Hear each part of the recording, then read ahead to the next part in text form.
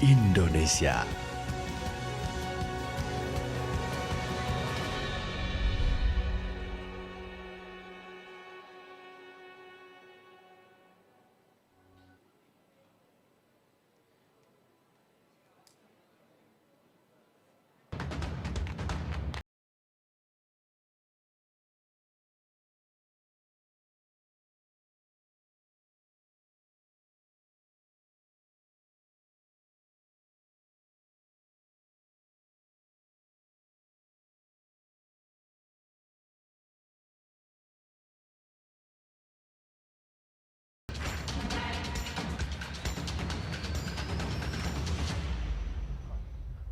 Hadirin undangan, selamat datang di Diandra Convention Center dalam acara talk show Mata Lokal Memilih Series persembahan Tribun Network. Mengawali acara pada siang jelang sore hari ini, kami memohon kesediaan Anda untuk berdiri sejenak dan bersama-sama menyanyikan lagu kebangsaan Indonesia Raya.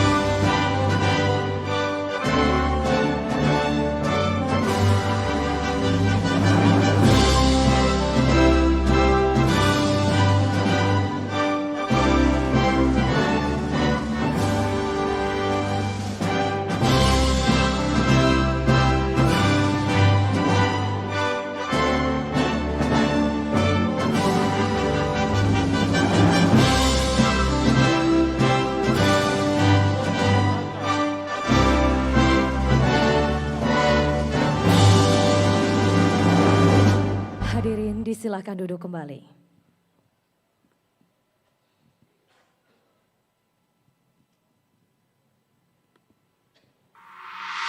Disiarkan langsung dari Diandra Convention Center Surabaya. Mari kita sambut pembawa acara kita, Rizkyani Putri.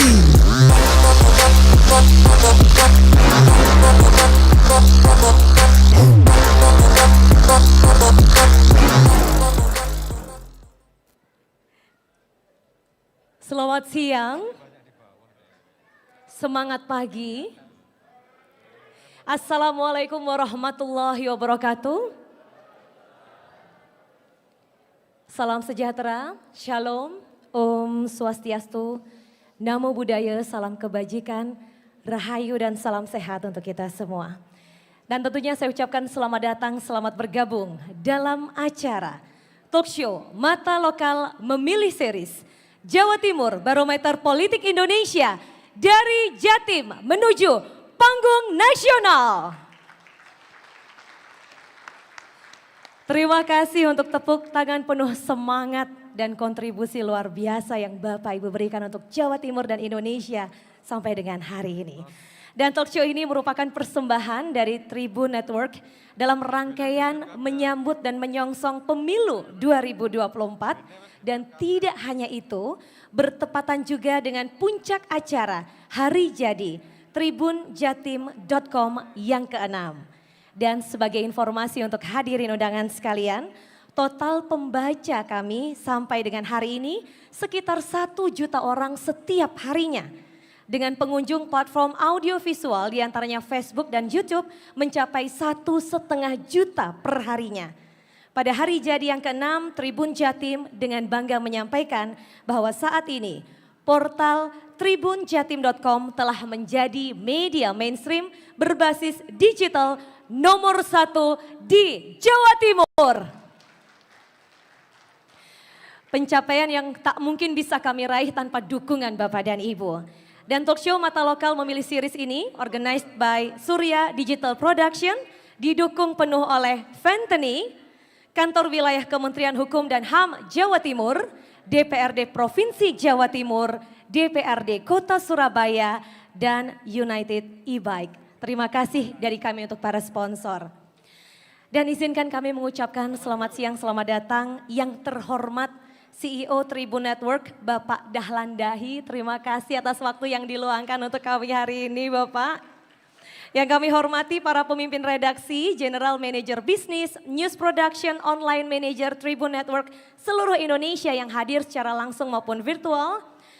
Yang kami hormati, Honorable Founder and Group CEO Fentany, Mr. Jun Waide. Thank you very much for coming today. Yang kami hormati, Deputy Political and Economics Officer at US Consulate General in Surabaya, Mr. Clint Shoemake. Thank you very much. Consulate General of Japan in Surabaya, Mr. Takeyama Kenichi. Arigatou gozaimasu. Hai. Consulate General of Australia in Surabaya, Miss Fiona Haggard. Terima kasih. Dan tentu tidak lupa tamu-tamu istimewa para pengurus partai. Hari ini warnanya lengkap, kami bahagia betul. Kami mohon aplaus untuk PKB Jawa Timur, PDI Perjuangan Jawa Timur, Gerindra Jawa Timur, Golkar Jawa Timur, Demokrat Jawa Timur, Nasional Demokrat Jawa Timur, dan tidak ketinggalan pengurus KPU Jawa Timur, Bawaslu Jawa Timur. Luar biasa. Tentu kami juga ingin menyapa para pelaku usaha UMKM yang hadir pada hari ini. Rekan-rekan, dedek-dedek, teman-teman mahasiswa dari Fakultas Ilmu Sosial dan Ilmu Politik Universitas Trunojoyo Madura. Halo, sudah siap memilih? Dari Fakultas Ilmu Sosial dan Ilmu Politik Universitas Bayangkara Surabaya. Dan tidak ketinggalan dari Sosiologi Universitas Negeri Surabaya. Semangatnya luar biasa. Dan supaya makin bersemangat, acara tidak boleh dibuka tanpa adanya sambutan dari yang punya acara. Hari ini dengan segala hormat kami ingin mengundang CEO Tribun Network, Bapak Dahlan Dahi, untuk berkenan naik ke atas panggung dan menyampaikan sambutan pembuka. Kita berikan aplaus untuk hadirnya beliau di atas panggung.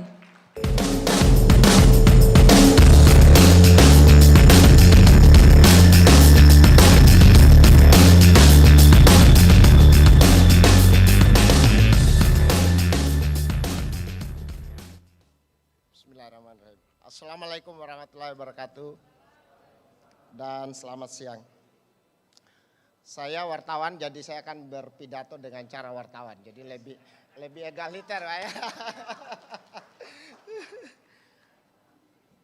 Kalau saya sebut minta tolong berdiri ya, kecuali Pak Emil. Pak Emil mungkin akan ikut secara virtual dari Demokrat Jatim. Bapak Aminur Rahman, Sekretaris Partai Nasdem Jatim. Berdiri dulu Pak, itu tepuk tangan ya.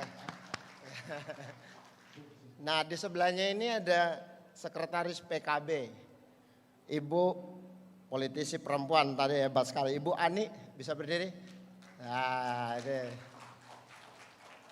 ini Nasdem sama PKB.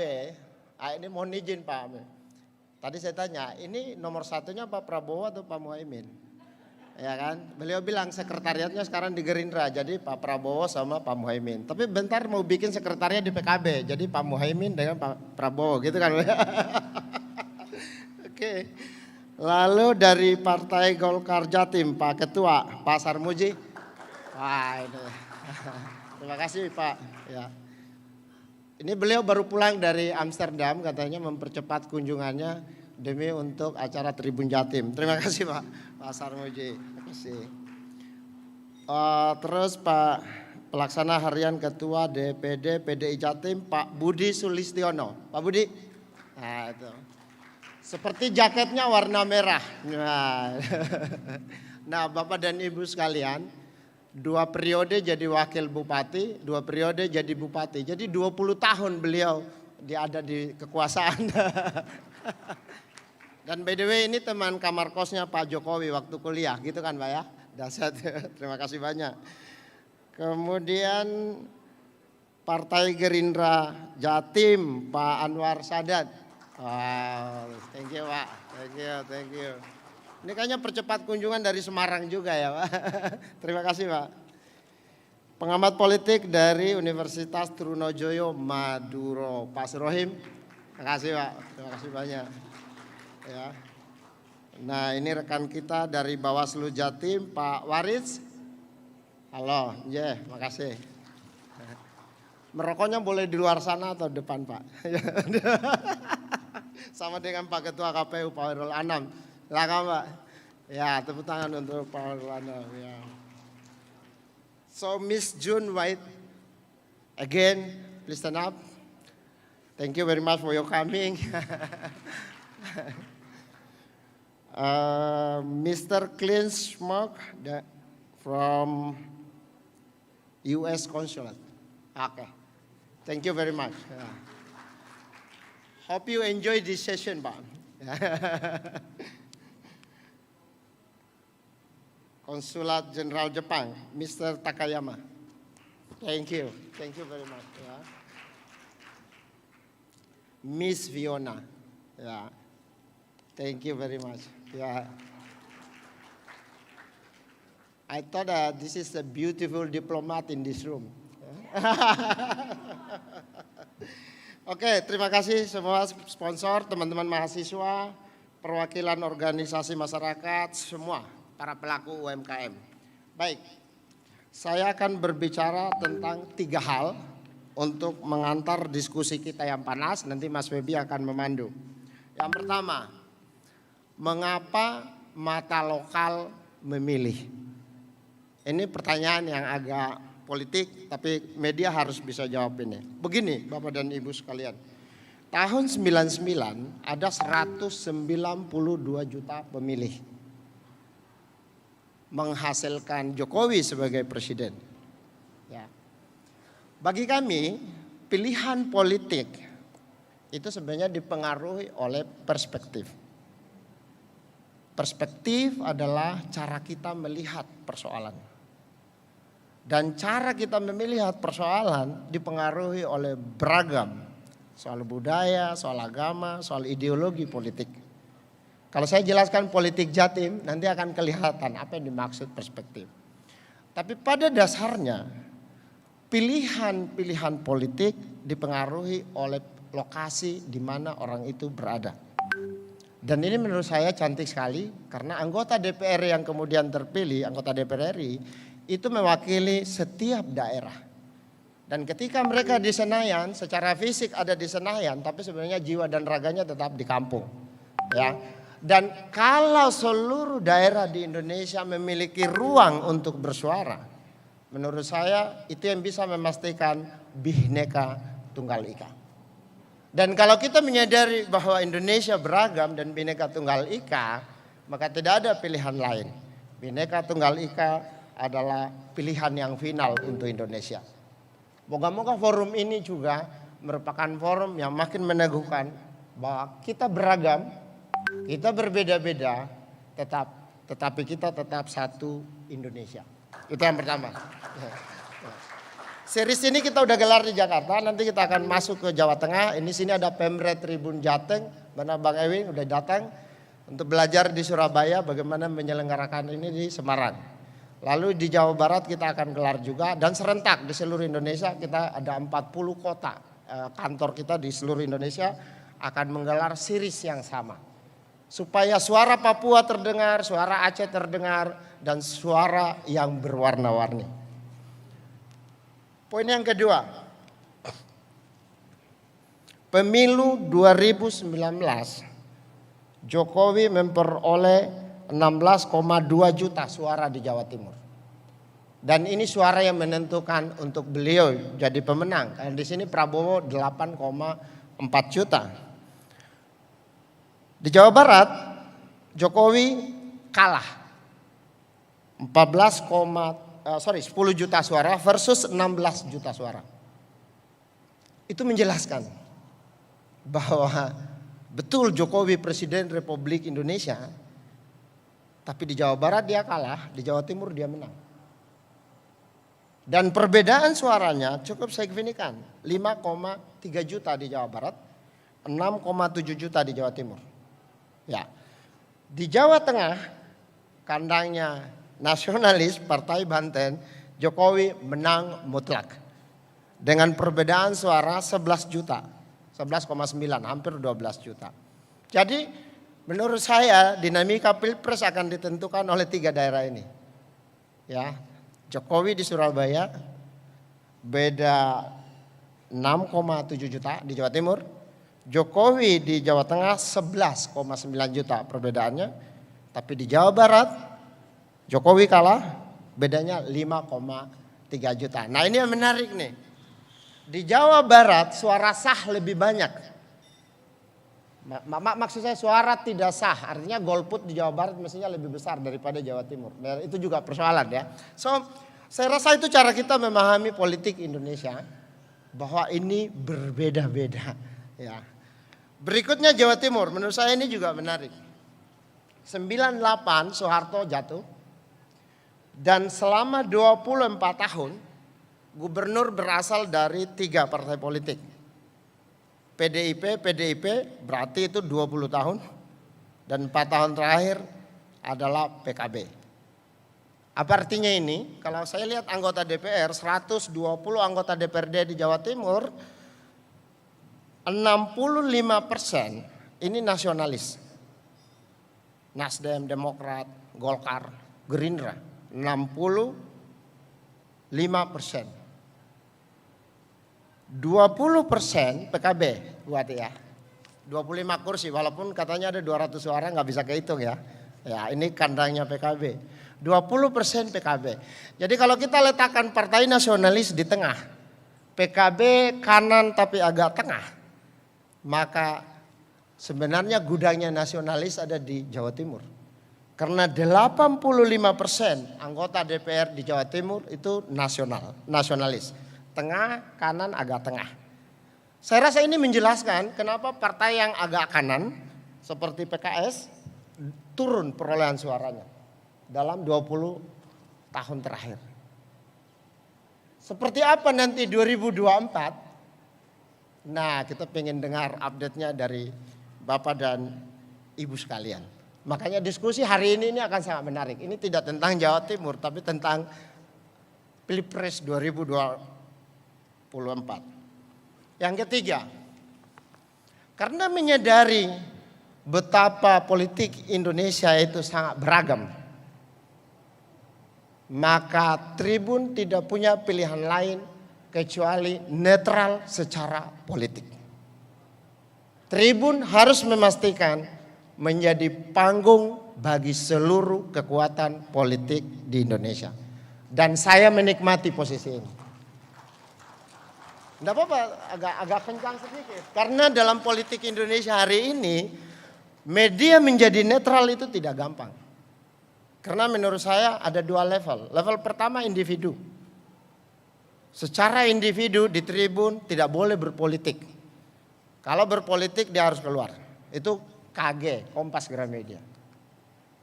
Ya, tapi secara lembaga Tribun juga tidak berpolitik.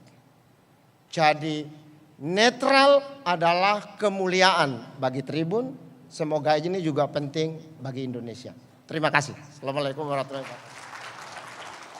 Waalaikumsalam warahmatullahi wabarakatuh. Mata lokal memilih untuk Kebhinneka Tunggal Ikaan.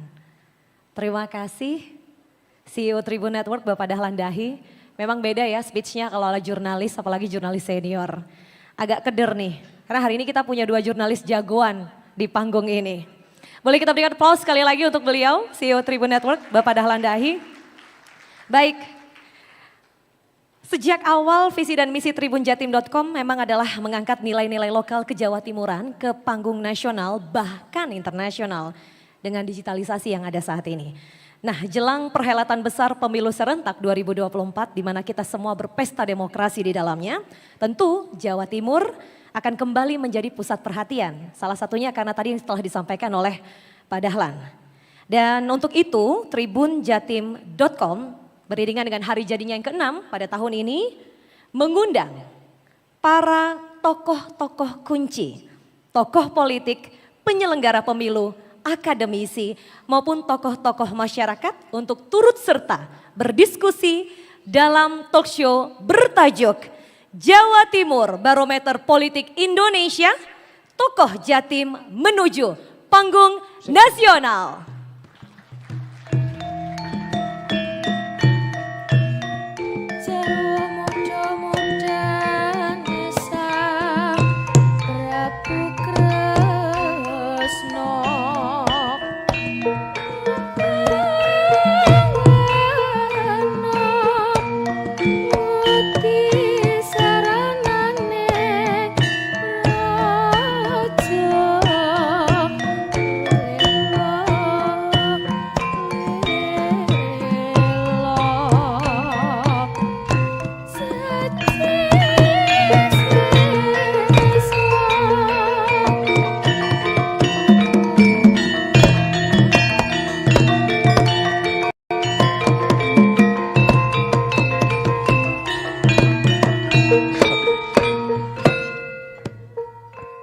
Hanepai tanggal 8 Februari tahun 2017 tribunjatim.com mijil saka guwa garbane harian Tribun Network Kompas Gramedia. Tribunjatim.com cinepto kanggo nyukupi kebutuhan informasi kang wis weruh teknologi digital ing Jawa Timur. Syukur alhamdulillah tribunjatim.com sakala mlesat ing antariksa virtual aning Jatim lan Indonesia. Bebasan kebat kaya kilat kesit, kaya tatit pindah Garuda Mahambira ngantariksa. Ing kalodhangan menika tribunjatim.com ngaturaken panuwun ingkang tulus trusing batin marang para pemriksa lan relasi panjenengan sedaya. Tribun Jatim uga nyuwun pangabuhin pangaksami karo minangka pakumpuling manusia biasa tintah lumrah kang ora luput saka kilap lan salah.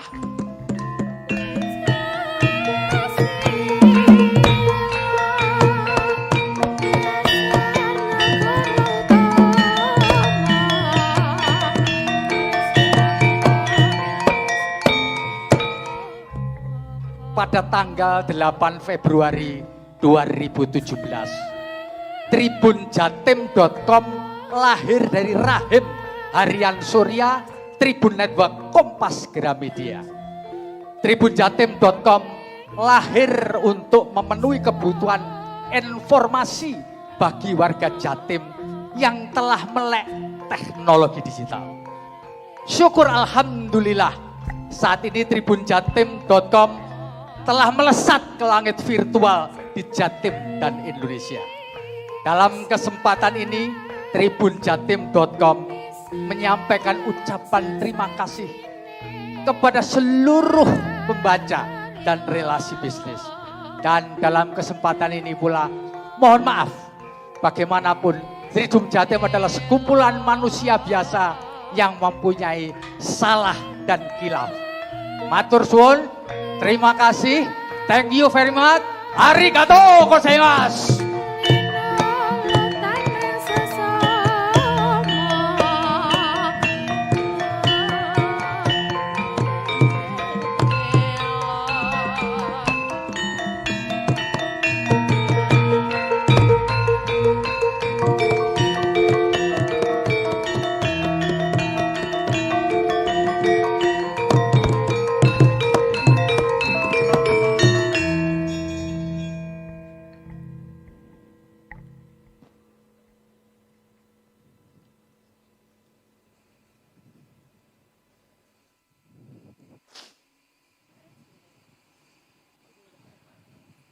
Baik, saya boleh minta tepuk tangan sekali lagi untuk Pak Dalang. Nun sewu nyun, pangapunten sanget Dalang yang ini nggak terima panggilan. Karena Dalang yang ini kalau dipanggil Bapak dan Ibu, apa kabar?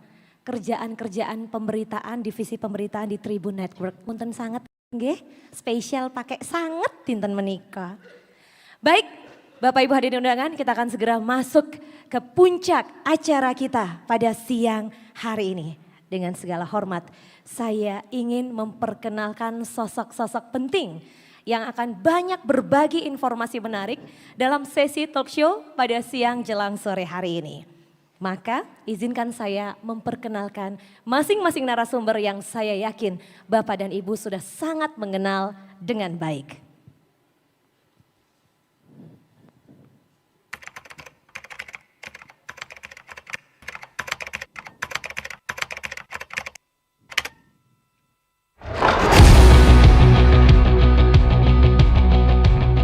Hajat demokrasi terbesar, pemilu 2024 segera bergulir.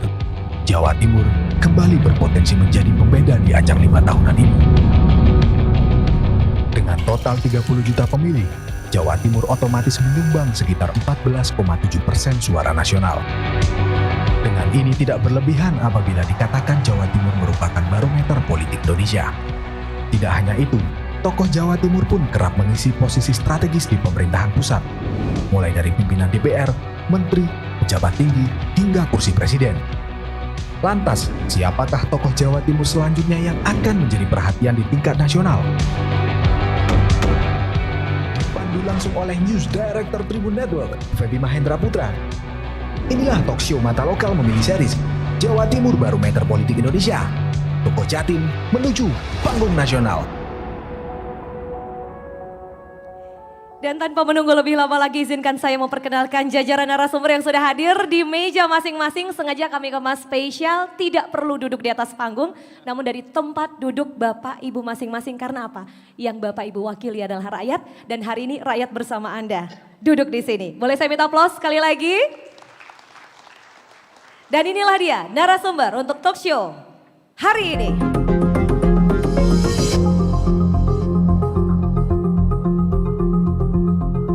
Spesial untuk Jawa Timur Mata Lokal Pemilih menghadirkan Ketua DPD Partai Demokrat Jawa Timur Bapak Emil Elestian Tordara, Pelaksana Harian Ketua DPD PDI Perjuangan Jawa Timur Bapak Budi Sulistiono, Ketua DPD Partai Golkar Jawa Timur Bapak M. Sarmuji, Sekretaris DPW PKB Jawa Timur Ibu Anik Maslahah, Ketua DPD Partai Gerindra Jawa Timur Bapak Anwar Sadat, Sekretaris DPW Partai Nasdem Jawa Timur Bapak Aminur Rahman, Ketua KPU Jawa Timur Bapak Khairul Anam, Ketua Bawaslu Jawa Timur Bapak Awaris, Pengamat Politik Universitas Trunojoyo Madura Bapak Surokim.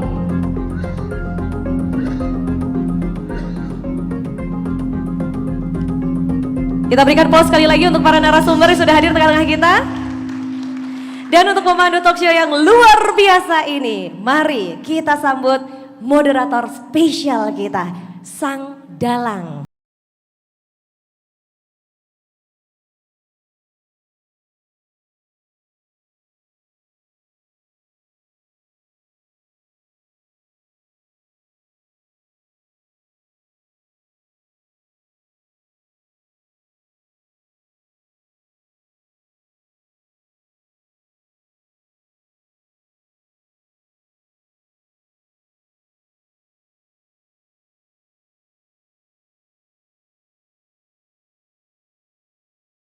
Untuk menghangatkan suasana, saya mau menyampaikan pantun dulu. Tapi syaratnya Ibu bilang cakep ya. Karena saya hanya kelihatan cakep ketika berpantun, Bu. Malam minggu paling enak bakar ikan. Cakep. Ikan teri dimasak jadi lauk sarapan. Cakep. Semoga pemilu 2024 menggembirakan. Tak ada ribut-ribut, apalagi gontok-gontokan. Terima kasih. Ayo, tepuk tangan dong. Musim hujan banyak tumbuh jamur. Cakep. Cakepnya dong. Jamur merang ditanam Mbok Ina. Ah, mantap.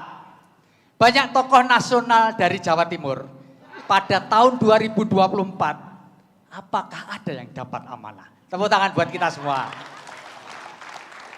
Baik, Bapak Ibu sekalian, saya ingin memulai diskusi kita ini lebih dulu dari Pak Pengamat Politik dari Universitas Trunojoyo Madura, Pak Surokim Abdul Salam. Pak Surokim? Mohon Pak, mic-nya Pak. Nah, saya mau bertanya Pak Surokim, Jawa Timur ini lumbungnya suara Pak, ya kan? Hampir 30,9 juta itu tahun 2019 yang lalu, nggak tahu tahun sekarang. Menurut Pak Surokim ini, apa bisa lahir tokoh nasional dari Jawa Timur nih? Ya kemarin disebut-sebut di spanduk-spanduk ada Caimin dari PKB, nah kemudian di berbagai diskusi disebut-sebut Bu Khofifah Indar Parawansa, ya kan? Lalu kemudian banyak tokoh juga yang dari Jawa Timur yang jadi menteri di kabinet. Silakan Pak Surokim, kira-kira lahir nggak dari Jawa Timur pemimpin?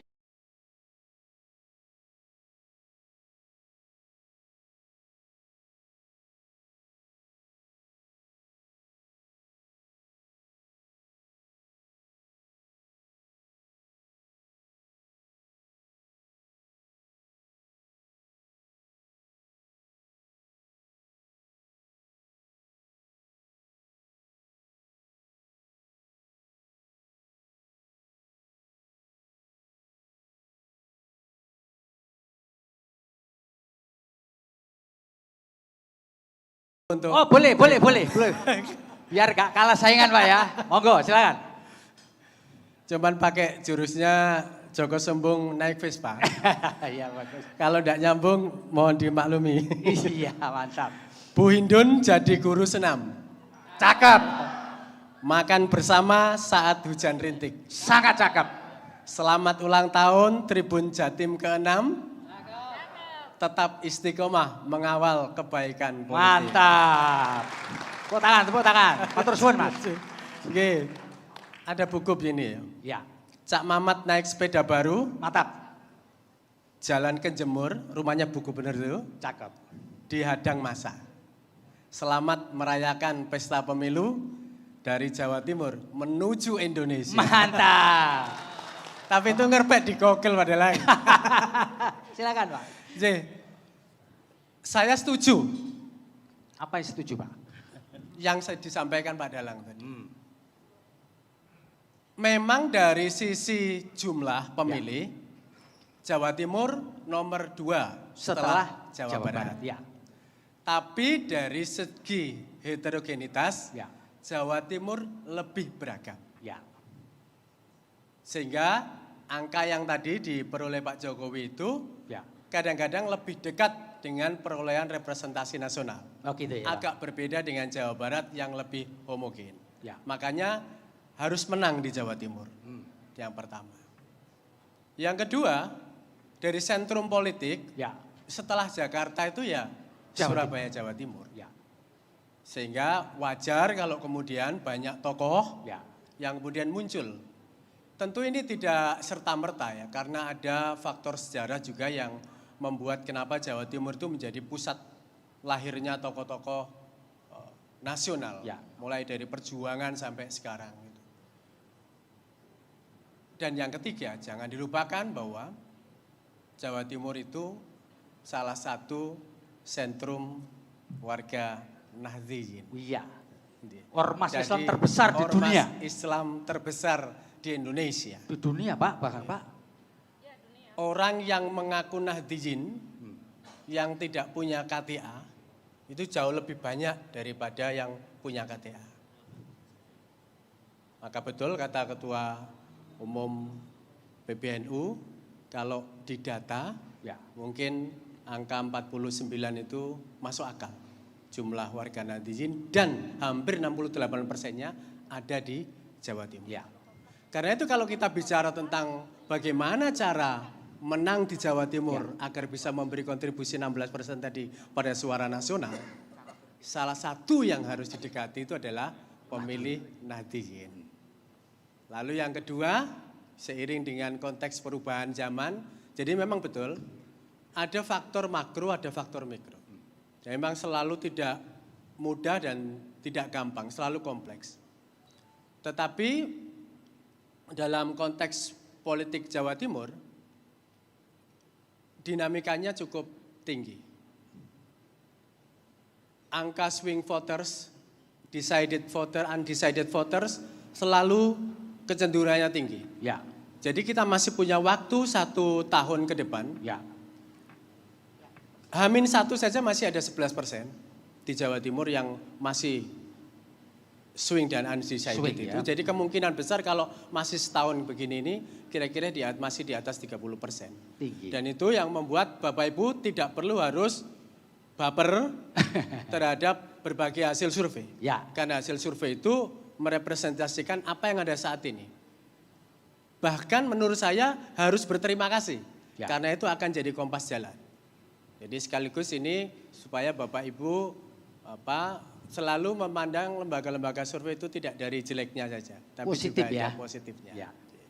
Itu ya. Nah, Ada lagi yang mau ditambahkan sebelum kita lempar ke Mas Khairul Anam nih? Nahdliyin, Ya. yang kedua pemilih perempuan, Oh perempuan, ya. yang ketiga milenial. Ya. Jadi kalau ingin menang di Jawa Timur itu hampir 78% ceruk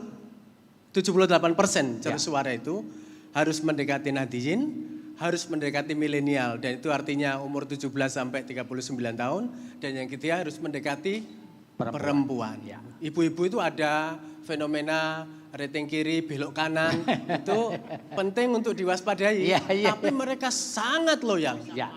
Jumlahnya lebih banyak, yang datang ke TPS lebih banyak. Perempuan daripada laki Perempuan. ya. Jadi kalau ada partai yang mau fokus di 3 itu, Ya. insya Allah rasa-rasanya bisa menguasai Jawa Sukses Timur. di Jawa Timur ya. Iya, dan Iya. kalau bisa sukses di Jawa Timur, ada peluang untuk sukses di nasional. Oke, tepuk tangan Terima buat Pak kasih. Surokim luar biasa ini. Saya mau bergeser ke Cak Khairul Anam nih sebagai Ketua KPU Jawa Timur. Ini jumlah pemilihnya luar biasa besar, nanti mungkin bisa diupdate Cak, terakhir berapa angkanya. Dan yang kedua nanti boleh dijawab, penyelenggara pemilu dari zaman kapanpun itu selalu dicurigai ya.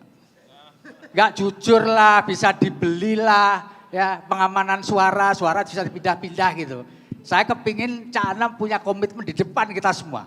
Tahun 2024 itu apakah KPU mulai dari provinsi sampai kabupaten kota itu bisa dipegang Cak?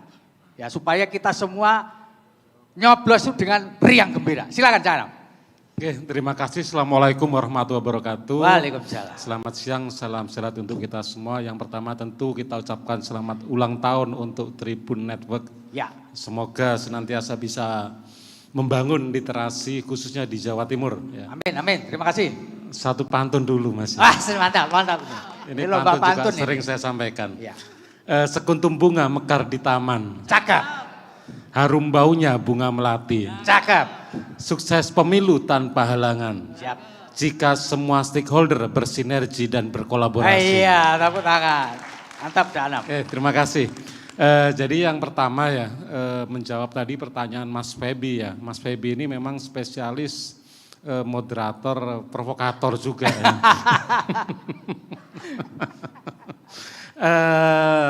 Kemarin Populi Center tanggal 13 Februari Mas Febri Ya. mengeluarkan hasil survei terkait lembaga negara dengan kepercayaan publik paling tinggi. Dan alhamdulillah KPU menempatkan posisi di nomor 3 sebagai salah satu lembaga negara dengan kepercayaan yang paling tinggi. Di bawah TNI dan Presiden, bahkan di atas KPK. Ya. Jadi ya. Tentu ini menjadi modal awal bagi kami penyelenggara bahwa kita selaku penyelenggara pemilu itu masih diberikan kepercayaan publik yang tinggi. Ya, ini modal kami sebagai penyelenggara. Kemudian yang kedua, kami juga ingin menyampaikan beberapa hal, misalkan ya beberapa hal terkait yang terjadi di Jawa Timur. Jadi kami di Jawa Timur kita sudah melakukan beberapa tahapan ya. Salah satunya yang paling update terakhir kita sedang melakukan proses pemutahiran data pemilih. Ya. Tanggal 12 Februari sampai tanggal 14 Maret para petugas kita ada 119.000 petugas yang sudah kita rekrut itu akan datang door to door ke rumah untuk mengupdate data pemilih. Jadi sekaligus ini juga mohon izin kepada Bapak Ibu sekalian bisa menyambut para petugas kami dengan baik ya. Dari total data pemilih yang kita terima DP4 yang sudah kita sinkronisasi, total di Jawa Timur ini kita ada 31 juta. Berarti tambah sejuta ya? Tambah 1.800.000 ya. 31 juta 810.467 pemilih. Ini data awal. Ya. Data awal yang kemudian akan kita update. Dari total data 31.800 itu terdiri dari usia pemilih pemula ya 17 tahun sampai 20 tahun ini 7% ya. Jadi ini pemilih awal, pemilih pemula 7%. kategori 17 sampai 20. Kemudian usia 21 tahun sampai 30 ini 20%. Artinya kalau dikategorikan pemilih anak muda sesuai dengan WHO maupun Kementerian Kesehatan 17 sampai 30 itu ada 27%. 27%. Pemilih yang berusia muda ya. Termasuk saya salah satunya. Ya. Muda di atas doang ya. Kemudian pemilih di atas 31 sampai 40 tahun 18%, 41 sampai 50 19%, 51 sampai 60 17% dan 61 sampai ke atas itu kurang lebih ada 19%. Ini kalau bicara peta data pemilih. Kami juga di KPU kita juga sudah melakukan rekrutmen terhadap petugas kita. Saya itu hampir setiap hari diundang mengisi kegiatan BIMTEK kawan-kawan DPRD. Hampir semua pertanyaan yang selalu muncul adalah apakah betul pemilu akan ditunda? Oke. Itu yang selalu muncul ya. Tapi saya selalu menyampaikan bahwa KPU sudah menjalankan tahapan, sudah ada PKPU 2 2022 terkait tahapan. Kami juga di Jawa Timur bahkan kita sudah melakukan rekrutmen terhadap kurang lebih 25.000 petugas di tingkat kecamatan dan tingkat desa kelurahan. Jawa Timur itu ada 666 kecamatan, kita punya 5 orang masing-masing kecamatan, ada 3.330. Ada juga 8.494 desa kelurahan. Kita punya 3 orang, ini semua sudah kita rekrut, kurang lebih 23.000 orang. Plus ditambah petugas pendaftaran data pemilih. Ini sejumlah 119.861. Ini semuanya sudah kita rekrut ya. Semuanya sudah bekerja juga. Kemudian yang ketiga, tadi pertanyaannya Mas Febi. Penting. Sejauh mana komitmen KPU penyelenggara untuk menjaga, mengamankan suara rakyat ya. Jadi kami selalu menyampaikan kita terus berkomitmen untuk menjaga bahwa suara masyarakat, suara rakyat ini harus tetap sama. Dari mereka menyampaikan di TPS sampai kemudian kita rekap di tingkat kabupaten kota, kecamatan maupun di tingkat provinsi. Kita berkomitmen itu. Yang kedua, ini kan komitmen aja Mas Anam. Langkahnya apa? Nah, langkah yang kita lakukan adalah salah satunya adalah KPU RI membangun sistem. Yaitu kita ada namanya Sirekap, Sistem Informasi Rekapitulasi. Jadi dengan Sirekap ini seluruh masyarakat, seluruh dunia itu bisa menyaksikan, bisa melihat hasil pemilu-pemilu kita. Jadi nggak bisa tipu-tipu gitu ya? Nggak bisa. Jadi sejak tahun 2014 sudah mulai dibangun KPU RI dengan situng, 2019 kita aplikasikan, 2015, 17 di Pilkada, seluruh data C1 di tingkat TPS, semua kita upload. Kita upload melalui Sirekap dan terakhir 2020 kemarin kita menggunakan teknologi OCR. OCR itu Optical Character Recognition. Jadi petugas TPS memotret C1 plano, dipotret, dikirim ke server, server otomatis mengkonversi menjadi data digital.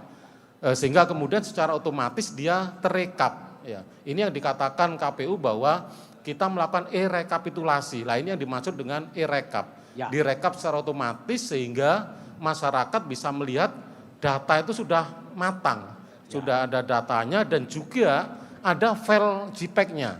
Jadi kalau tidak percaya tinggal klik file JPEG-nya. Oh ya benar. Berarti suara nggak mungkin dimakan setan, nggak mungkin ya? Iya, itu komitmen kita. Jadi langkah kita itu ya. Jadi yang ketiga tentu kita terus meminta kepada penyelenggara kita, terutama di tingkat TPS, PPS maupun PPK dan KPU Kapota untuk terus menjaga integritas sehingga pemilu kita betul-betul bisa dipercaya oleh publik. Ya. Ketika pemilu dipercaya oleh publik dengan baik, tentu output atau hasil dari pemilu kita, para pemimpin baik legislatif maupun eksekutif juga tentu mendapatkan legitimasi yang tinggi juga. Oke. Saya kira itu mungkin Ya. awal Mas Febi, terima kasih. Kemudian saya geser nih ke Pak Waris Bawaslu ini. Pak, suara Jawa Timur tadi 31 sekian juta. Gede banget Pak. Ya kan, semua ingin berebut.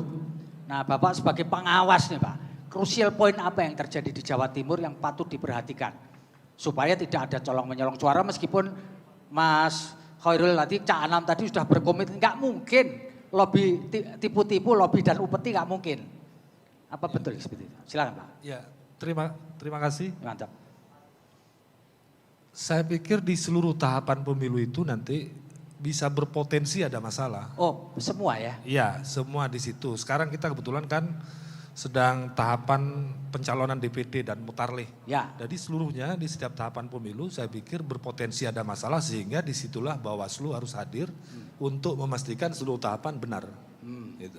Itu ya? Iya. Nah apalagi krusial poin yang perlu diperhatikan di Jawa Timur. Karena kan beberapa waktu yang lalu, pemilu 2019 itu ada satu daerah yang calon presidennya itu suaranya nol. Kadang-kadang orang mikir, mosok sih suaranya capres nol gitu, Pak Jokowi nol di Madura gitu loh. Apa yang mungkin gitu ya? Gimana Pak itu Pak? Apa bisa terjadi nanti misalkan? Ya, saya pikir kita seluruhnya itu beberapa pertemuan pasti kita sampaikan bahwa pemilu itu tidak mungkin, pemilu yang baik itu tidak mungkin hanya bisa diserahkan atau diselesaikan oleh KPU dan Bawaslu. Oleh karena itu kami di Bawaslu itu juga melakukan edukasi kepada masyarakat agar bersama-sama dengan Bawaslu mengawasi pelaksanaan seluruh tahapan. Karena bagi kami di Bawaslu seluruh tahapan berpotensi akan ada masalah di situ. Ya. Tetapi soal nanti pemilihan pungut hitungnya kan masih lama. Mari kita antisipasi bersama, mudah-mudahan ke depan yang nol itu tidak terjadi, kalaupun nol memang betul nol. Betul-betul nol. Ya. Ya, terima kasih Pak Warid, moga-moga nanti Bawaslu bisa menjalankan fungsinya secara benar sehingga kepercayaan publik tadi disebutkan oleh Cak Anam nomor 3 itu betul-betul terjadi. Oke, saya mau bergeser ke Pak Kanang dulu ini sebagai kandang banteng lah Jawa Timur ini. Pak Kanang PDIP ini kan punya tagline gitu ya, hat-trick, maunya menang 3 kali kan gitu kan. Pasti kan nggak mudah nih mempertahankan suara di Jawa Timur, ya kan? Apalagi harus ada Bu Ani Maslaha ini yang juara ini pengumpulan suaranya ini. Gimana Pak Kanang untuk mempertahankan suara di Jawa Timur nih? Apalagi sekarang PDI calon presidennya nggak nongol-nongol Pak. Silakan. Ya, yang pertama hat-trick menang 3 kali. Memang ini dicanangkan oleh Ketua Umum Ibu Megawati ketika Kongres di Bali tahun 2019 setelah pemilu. Jadi menjadi pola pikir mindset yang harus dibuat atau dicanangkan, ditanamkan kepada seluruh kader. Nah, kalau kita mau menang lagi tentu saja, ya kita bertahan saja sudah menang. Bertahan menang ya. Ya. Tapi juga menahan orang lain. Ya. Supaya nggak berkembang, kan begitu kan. Nah kan gitu aja, simpel aja. Lah kalau orang lain naik, ya kita harus naik juga, kira-kira begitu. Nah katakanlah di Jawa Timur kita menjadi ketua DPR. Ya. Kursinya lebih banyak tapi suaranya kalah kita ya. Ya kan suara gak penting, yang penting kursi. Suara gak penting, penting kursinya. Iya, yang penting kursi ya. Ya untuk apa suaranya banyak kursinya sidik ya. Ya gak bermahkota ya. Nah itu kita pertahankan. Untuk mempertahankan itu yang pertama adalah selama kita menang itu tentu saja jaringan kita ini punya. Ya. Untuk sampai kepada pemilih. Nah bagaimana itu kita rawat. Kita maintain, kita openi, Syukur-syukur ada jaringan teman-teman yang lain ini, aku melok PDI. Nah, ya sudah ayo kita gabung. Enak-enak gitu kan gitu. Nah setelah enak ya kan kita gabung. Ya itu nanti akan insya Allah hat-trick itu akan terjadi. Ya. Itu saja, simple aja menuju hat-trick. Nah untuk bicara presiden kita selalu bermain di injury time. Oh injury time ya. Iya. Supaya Dulu kan digebukin lebih dulu gitu oh, Pak ya. biarin saja. Kalau tiba-tiba nongol layu sebelum Nas, berkembang. gitu. Belum main sudah digebukin kira-kira gitu ya. Dulu Pak Jokowi juga demikian. Iya, Ya iya. Pak Jokowi juga demikian di injury time. Ya di injury time, Pak Prabowo sudah main, sudah katakanlah gobios lah gitu ya. Gobios, staminanya habis, kita muncul ya gitu. Itu selalu seperti itu. Dan insya Allah ini juga mudah-mudahan enggak akan meleset dari apa yang selama ini ada. Laki apa perempuan sih Pak? Barangkali ada bocorannya kan. Gak. Nama gak penting menurut saya. Ketutup, Laki atau Pak. perempuan gitu loh. Masih pakai baju. Oh pakai Nah, kalau sudah bugil lah saya Nah, tahu itu. itu kelaminnya laki apa perempuan. Gitu. Jadi gak bisa bocor Iya, juga iya. Pak. Gak bocor, blas. Bocor halus saja enggak ini. Iya. Yes, kenceng ini. Iya, Ya. iya. Itulah kira-kira Ya, dari terima kita. kasih. Iya. Saya mau ke Bu Ani.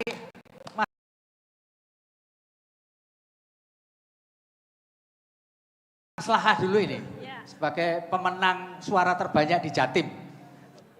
Muncul ini spanduk banyak sekali nih ketum PKB Caimin ini disebut-sebut lah punya kans menjadi pemimpin nasional. Kira-kira apa yang diharapkan dari PKB dengan memunculkan sosok Caimin? Apakah dia juga akan memberikan efek ekor jas, Bu Ani, di Jawa Timur untuk jadi tadi bertahan itu di Jawa Timur, Bu Ani? Silakan, Bu.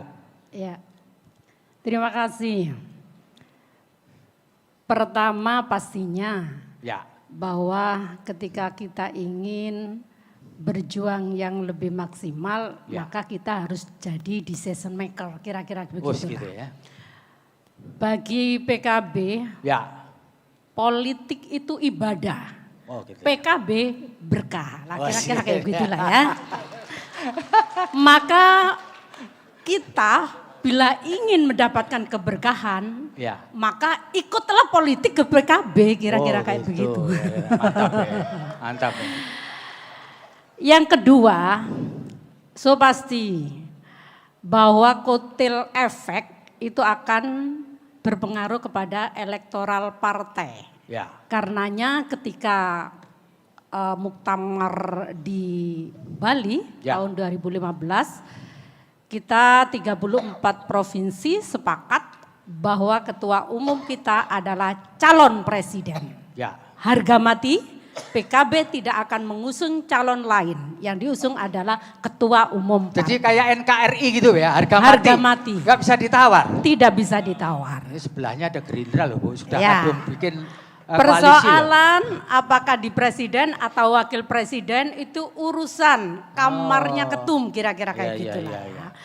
Tetapi keinginan seluruh kader Indonesia, ketum adalah calon presiden. Ini kan keinginan kader. Ya. Tapi decision maker-nya adalah ketum, kan begitu. Yang ketiga, fakta di Jawa Timur, karena memang basis PKB saya mengakui adalah di Jawa Timur, kotel efek itu sangat terasa. Ya. Maka kami punya tagline, Apa itu tagline-nya Bu? mari Bung rebut kembali. Gitu ya. Ayo halo Bandung, Sejarah, Pak, ya. iya betul, sejarah era 2019 hingga saat ini reformasi, PKB kalah sekali. Kalah sekali Di ya. tahun 2009. 2014, Ya. kita menang tetapi tidak bermahkota katanya tadi Ya, itu. ya. Maka disinilah kita harus bisa melakukan tagline yang kedua, metal. menang total. Oh, saya kira menek talang, Bu. Ya. Bagaimana suara ini menjadi kursi kira-kira Ya, begitulah. ya, ya. Dan kita tentu punya strategi yang lebih sniper lah ya, Ya, ya. bukan Rambo ya. Ya, ya. Jadi bidikan tepat sasaran Oh, kira-kira mantap. seperti itu. Sehingga kami optimis Ya. bahwa metal akan bisa kita raih. Menang. Salah satunya Menang total. kita harus mengusung ketua umum di calon presiden kira-kira gitulah. Oke, teman. Terima kasih Bani. Ini karena jajarnya Pak Anwar Sadat ya langsung saya ke Pak Anwar Sadat. Pak Anwar Sadat, yang pasti Partai Gerindra mengusung ketua umumnya Pak Prabowo Subianto sebagai calon presiden. Itu sudah harga mati juga kan? Nih, begitu ya Pak Sadat.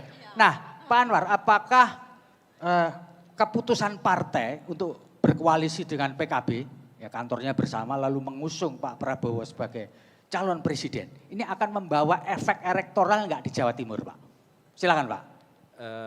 Pasti pilihan itu Ya. ya berdasarkan suatu analisis Ya. dari pengalaman 2 kali kalah di Pilpres Ya. gitu, dan faktor-faktor yang membuat menjadi penyebab kekalahan itu, ya akhirnya kita berikhtiar bahwa pilihan untuk berkoalisi, membangun kerjasama politik bahasa. Ya. Jadi bahasa kesepakatannya itu kerjasama politik ya, Pak ya. antara Partai Gerindra Ya. dengan PKB, di mana calon presiden dan calon wakil presiden itu akan diputuskan oleh 2 orang, yaitu Ketua Umum kami, Pak Prabowo Subianto, dan Ketua Umum yang sahabat kami, yaitu sahabat Muhaimin Iskandar, kan, Ketua Umum DPP Ya. PKB. Dan kita berharap bahwa berbagai macam analisis Ya. yang disampaikan oleh Mas Surokim juga Pak Dahlan Dahi tadi, saya kira itu menggambarkan banyak hal. Ya. Bahwa Jawa Timur itu adalah penentu, dan itu bukan secara politik, bukan di era reformasi saja. Ya. Bukan di era Indonesia saja, bahkan jauh di era sebelumnya, bahwa sentrum kekuasaan Nusantara itu ya Jawa Timur. Ya.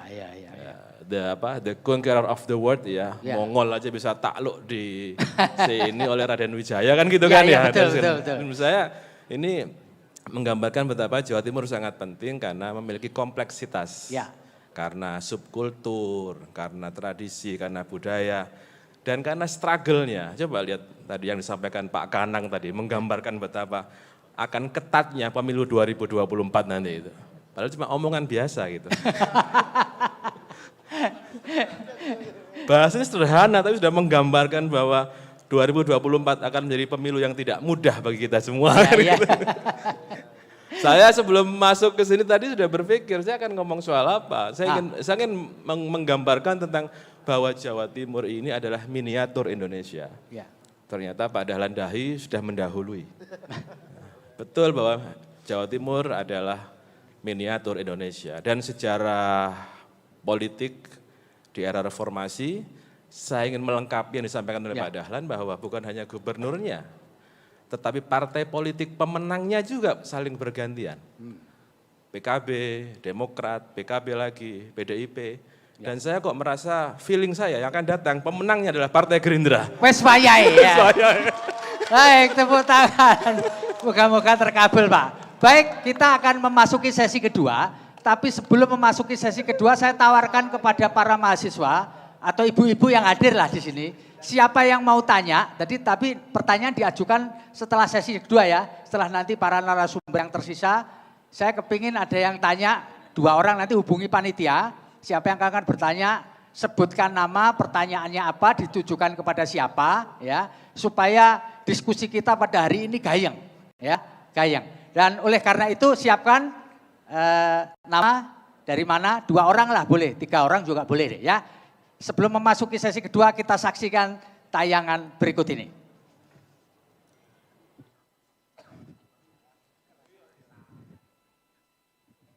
Budi maupun balas dendam tidak boleh di dalam organisasi. Selain punya jaringan sistem internal partai, kita juga ada di luaran. Namanya Gerakan Nahdien Bersatu. Karena Jawa Timur ini betul-betul battleground karena jumlah suaranya juga kedua terbesar setelah Jawa Barat. Dan saya hakul yakin ya, Pilpres yang akan datang, Pak Prabowo akan menjadi pemimpin bagi bangsa ini. Adalah bahwa pemilu itu tidak boleh menyisakan residu setelahnya. Berpartai melakukan proses untuk membangun kesejahteraan masyarakat itu melalui teman-teman PDI Perjuangan yang ada di situ itu diminta untuk bekerja.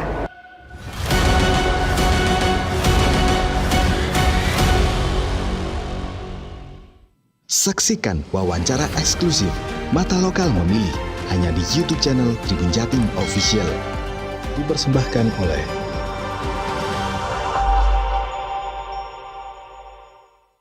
didukung oleh Politik balas budi maupun balas dendam tidak boleh di dalam organisasi. Selain punya Supaya semua- jaringan sistem internal partai, kita juga ada di luaran. Namanya Gerakan Nahdien Karena Bersatu. Jawa Timur ini betul-betul battleground karena jumlah suaranya juga kedua terbesar setelah Jawa Barat. Dan saya hakul yakin ya, Pilpres yang akan datang, Pak Prabowo akan menjadi pemimpin bagi bangsa ini. Adalah bahwa pemilu itu tidak boleh menyisakan residu setelahnya. Berpartai melakukan proses untuk membangun kesejahteraan masyarakat itu melalui teman-teman PDI Perjuangan yang ada di situ itu diminta untuk bekerja.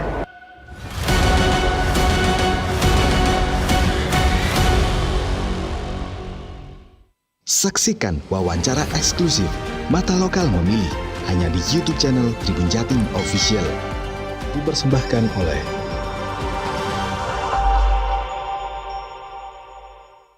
Baik. didukung oleh Ada yang bertanya? Ingin bertanya? Tunjuk jari ada? Ah, tuh. Ada Mega. Teman-teman, nah. Kasihkan ke masnya. Cek. Perkenalkan nama kepada siapa? Berdiri. Ah, begitu. Silakan. Baik, terima kasih. Selamat siang semuanya. Assalamualaikum warahmatullahi wabarakatuh. Waalaikumsalam. Saya dari Universitas Trunojoyo Madura. Ya. Kebetulan juniornya Bapak Surokim. Ya. Mumpung siang ini ada beberapa banyak ketum DPP Jawa Timur begitu. Ya. Mungkin saya ingin bertanya sedikit terkait bagaimana pandangan para parpol politik ini terhadap pemilih milenial.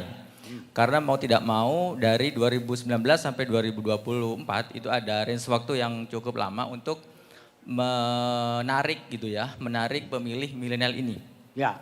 Karena dalam pengamatan saya, rekonstruksi citra untuk politisi itu hanya ada dua. Kalau nggak superhero ya Cinderella begitu. Jadi bagaimana pandangannya terhadap pemilih milenial seperti itu? Mungkin itu saja Ya, Bapak Mahendra. ditujukan kepada siapa terutama? Harus milih ini kalau semua ngomong nggak selesai. Siapa? Mau Pak Kanang dari PDI Perjuangan, ada suka sama Pak Kanang nggak? Saya harus pilih satu atau dua? Dua boleh. PKB dan PDIP. Terima kasih. Tuh Pak Kanang. Mohon dijawab dulu ini Pak Kanang. Gimana sampean ngopeni millennials ini? Millennials ini beda loh Pak, Ya. sama kolonials Pak. Jadi milenial ini ada dua kelompok. Ya. Kelompok yang memang hanya kepentingan sesaat. Ya. Senengannya musik, senengannya gitulah kira-kira. Trek-trekan, balapan itu. Ya. Ada yang memang suka, dia ingin masa depan yang lebih baik. Maka dua-duanya harus kita perhatikan. Ya. Ketika dia bicara tentang masa depan, maka kita harus memberikan ruang pandang kepada mereka, ini loh masa depan yang baik. Yang pertama, seseorang harus punya jiwa entrepreneur. Entrepreneurship-nya harus kita bangun. Sebenarnya saya harapkan tuh sejak SMA itu sudah dikenalkan dengan entrepreneurship. Oh, entrepreneurship. Ya, sehingga entrepreneur itu apa sih? Seseorang yang mampu melihat peluang, itulah yang disebut entrepreneur. Maka kalau anak-anak ini bisa melihat peluang ke depan, itu sudah dia akan membimbing dirinya sendiri. Nah, sekarang yang kita lihat adalah bagaimana anak-anak ini melek terhadap IT.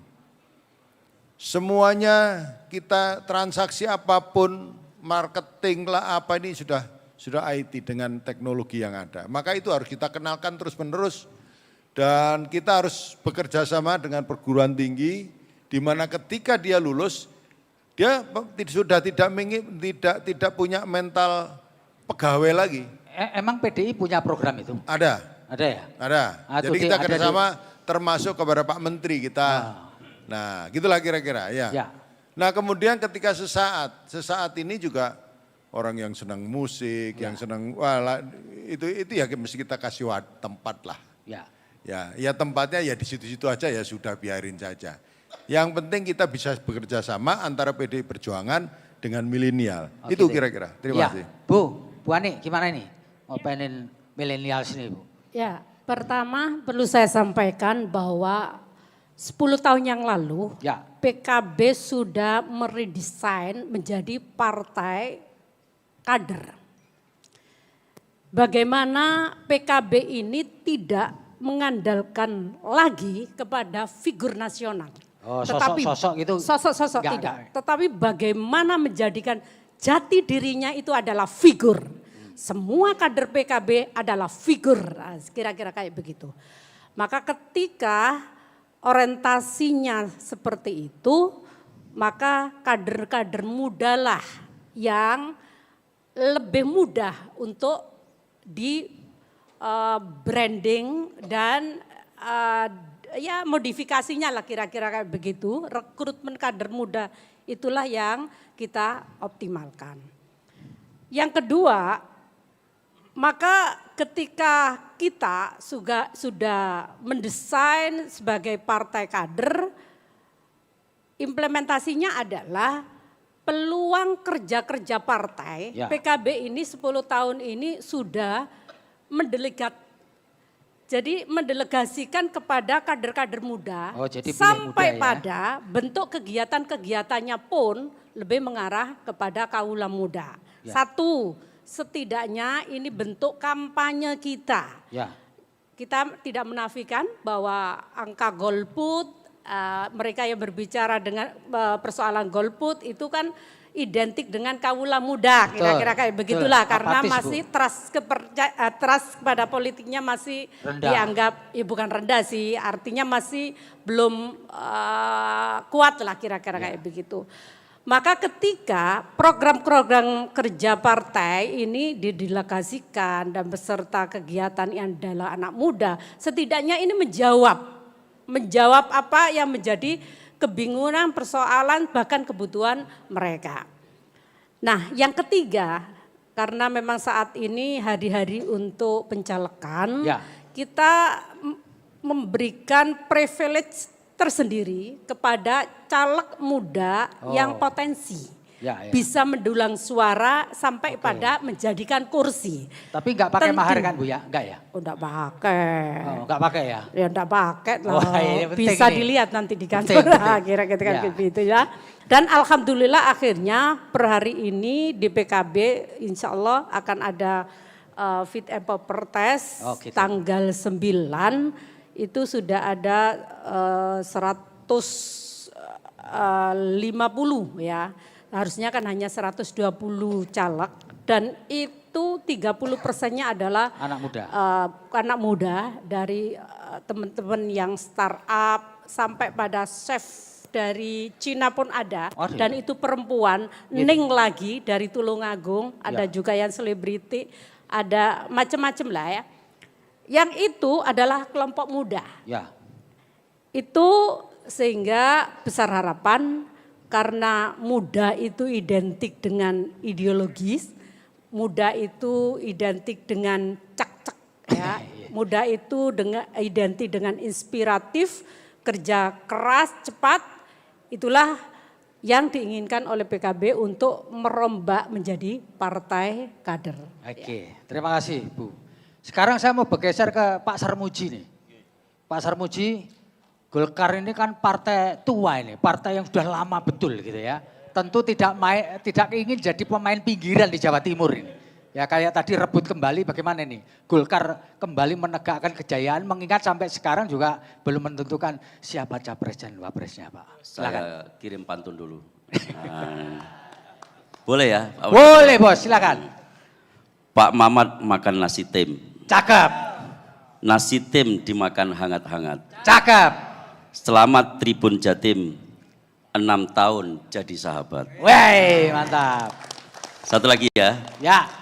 Nasi liwet, nasi bakar. Cakep. Nasi bakar dimakan Mbak Yu. Cakep. Nek awakmu mumet melu Golkar. Ya. Sing lanang ganteng, sing wedok ayu.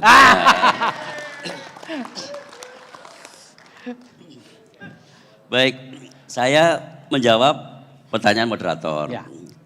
Jadi kalau kita bicara tokoh nasional yang nanti akan dikontribusikan oleh Jatim, ya. Sebenarnya minimal ada 91 tokoh nasional yang akan dikirim Jatim ke panggung nasional. Ya. 87 adalah anggota DPR RI, 4 adalah anggota DPD RI. Syukur-syukur kalau nanti ada calon presiden yang berasal dari Jawa Timur. Ya. Dan saya bocori. Ya, ini bocor penting ini bocor. Nah, kalau Pak Kanang nggak mau bocorkan calon presiden, saya bocorkan calon presiden Partai Golkar hampir pasti berasal dari Jawa Timur. Oh, Jadi, wes mantap nih. ya, betul. Dan itu adalah Pak Erlangga Hartarto yang lahir di Surabaya. Woi. Jadi Wakilnya Pak, wakilnya enggak ada. Kenapa? Pendampingnya. Pendampingnya syukur-syukur juga bisa dari Jawa Timur. Oh gitu. Nah, jadi seperti bisa, yang di spanduk-spanduk gede gitu seperti ya. yang di spanduk-spanduk itu kira-kira Ya, itu. ya, ya. Sebagai warga Jawa Timur, kewajiban saya untuk mengusung kader terbaik Jawa Timur masuk ke panggung nasional. Ya. Dan itu salah satunya adalah Pak Erlangga Hartarto. Ya. Nah, itu yang pertama. Yang kedua, kalau berbicara tentang Jawa Timur, khusus Jawa Timur, bagaimana prospek Golkar di Jawa Timur? Tadi kan apakah Golkar akan menjadi pemain pinggiran saja? Apakah mau masuk ke tengah? Ya. Kalau berdasarkan genealogi politik, sebenarnya nggak ada prospek Golkar di Jawa Timur. Terus terang saja, kalau genealogi politik yang menjadi dasarnya, pemenangnya sudah pasti. Kalau nggak PDI, PKB. Kalau nggak PDI, PKB. Karena kalau kita tarik gen politik, misalkan gen politik yang paling genuin tahun 55, kita sudah bisa tahu. Partai pemenang di Jawa Timur itu adalah Partai NU, kedua adalah antara PNI, PKI, dan seterusnya. Golkar, kalau kita bicara Golkar pasca reformasi, kita telusuri basis-basis Golkar di mana? Basis Golkar itu ada di basis-basis Masumi, Sumatera, Jawa Barat, Sulawesi Timur, Sulawesi Selatan, Kalimantan Timur, dan sebagainya. Jawa Timur terus terang secara genealogi politik bukan habitat Partai Golkar. Tetapi ada peluang baru yang tidak terperkirakan sebelumnya. Ya. Apa itu?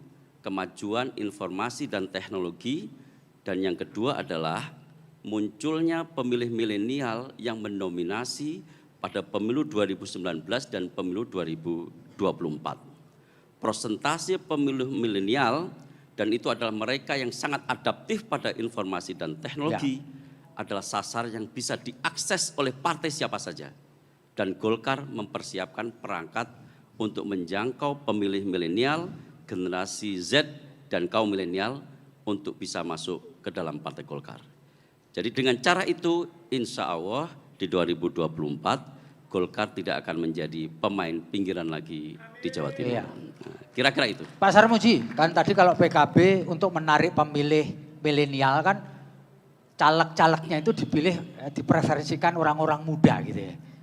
Dilakukan juga nggak seperti itu di Golkar, Pak? Kita bukan hanya bermain di ujung permainan. Ya. Kita tidak bermain hanya pada saat pencalekan. Ya.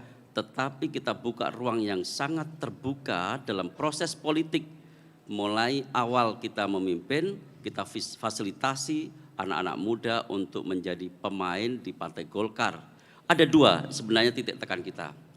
Pertama, Partai Golkar Jawa Timur mempersiapkan sebagai sarana untuk menjawab aspirasi anak muda. Kira-kira aspirasi anak muda itu apa sih? Ya. Aspirasi anak muda itu adalah terjaminnya peluang kerja. Ya, betul, Pak. Terjaminnya pendidikan yang bisa diakses dengan harga yang baik. Ya. Atau aspirasi-aspirasi pribadi mereka. Ya. Yang kedua adalah apa yang menjadi habit mereka, apa yang menjadi interest dan need mereka. Itu yang kita jawab. Dua hal itu kalau kita jawab, mudah-mudahan sebagian, syukur-syukur sebagian besar anak-anak muda, generasi milenial dan generasi Z bisa tertransformasi ke Partai Golkar. Dan mereka adalah orang atau anak-anak yang bias ideologinya sangat tipis. Gitu ya.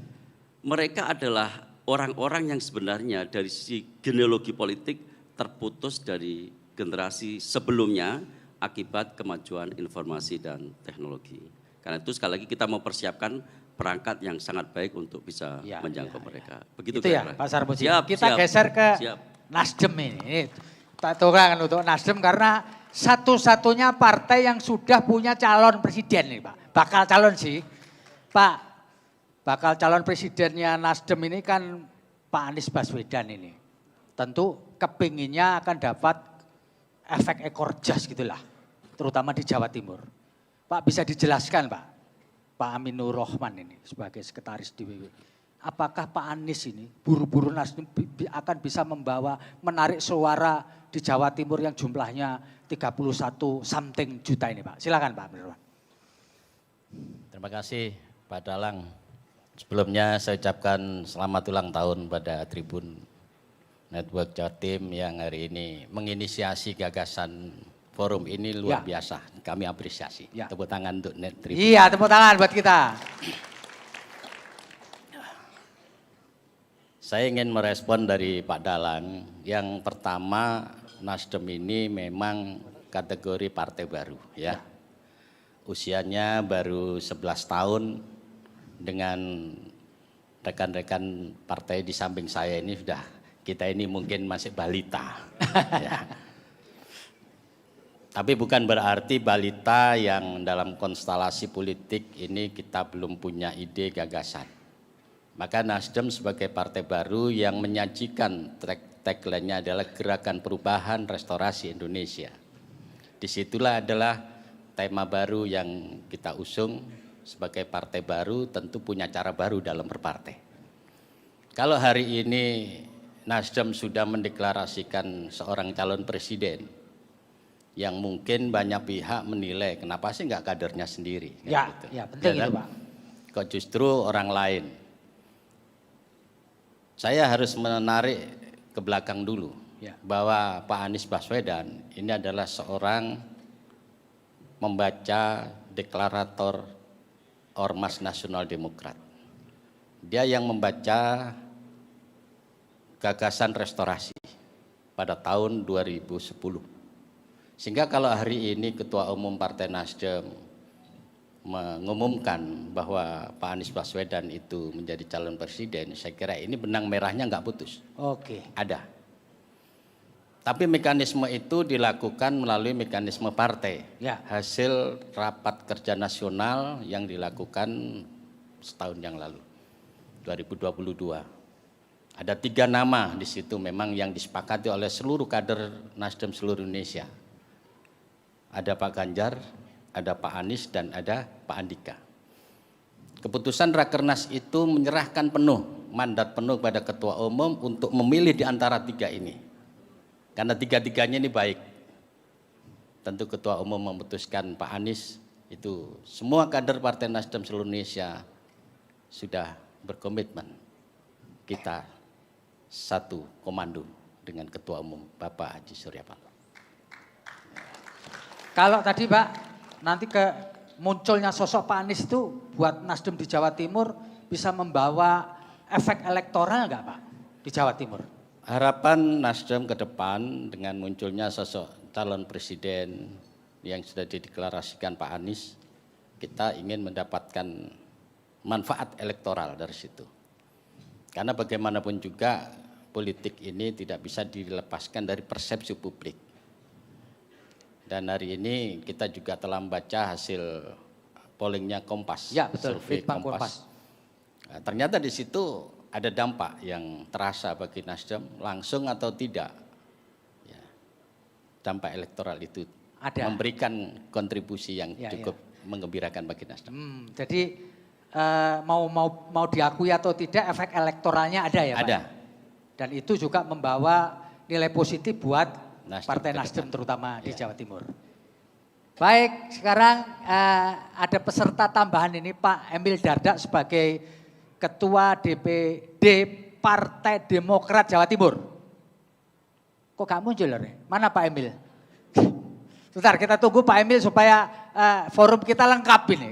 Kalau Partai Demokrat gak hadir, gak lengkap rasanya. Karena bagaimanapun pernah menjadi pemenang pemilu di Jawa Timur.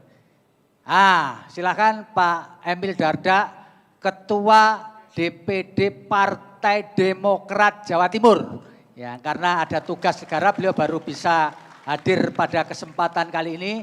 Selamat datang Pak Emil Dardak, terima kasih sudah menyempatkan waktu untuk ngariung ngobrol bersama dengan kita, Mas Emil.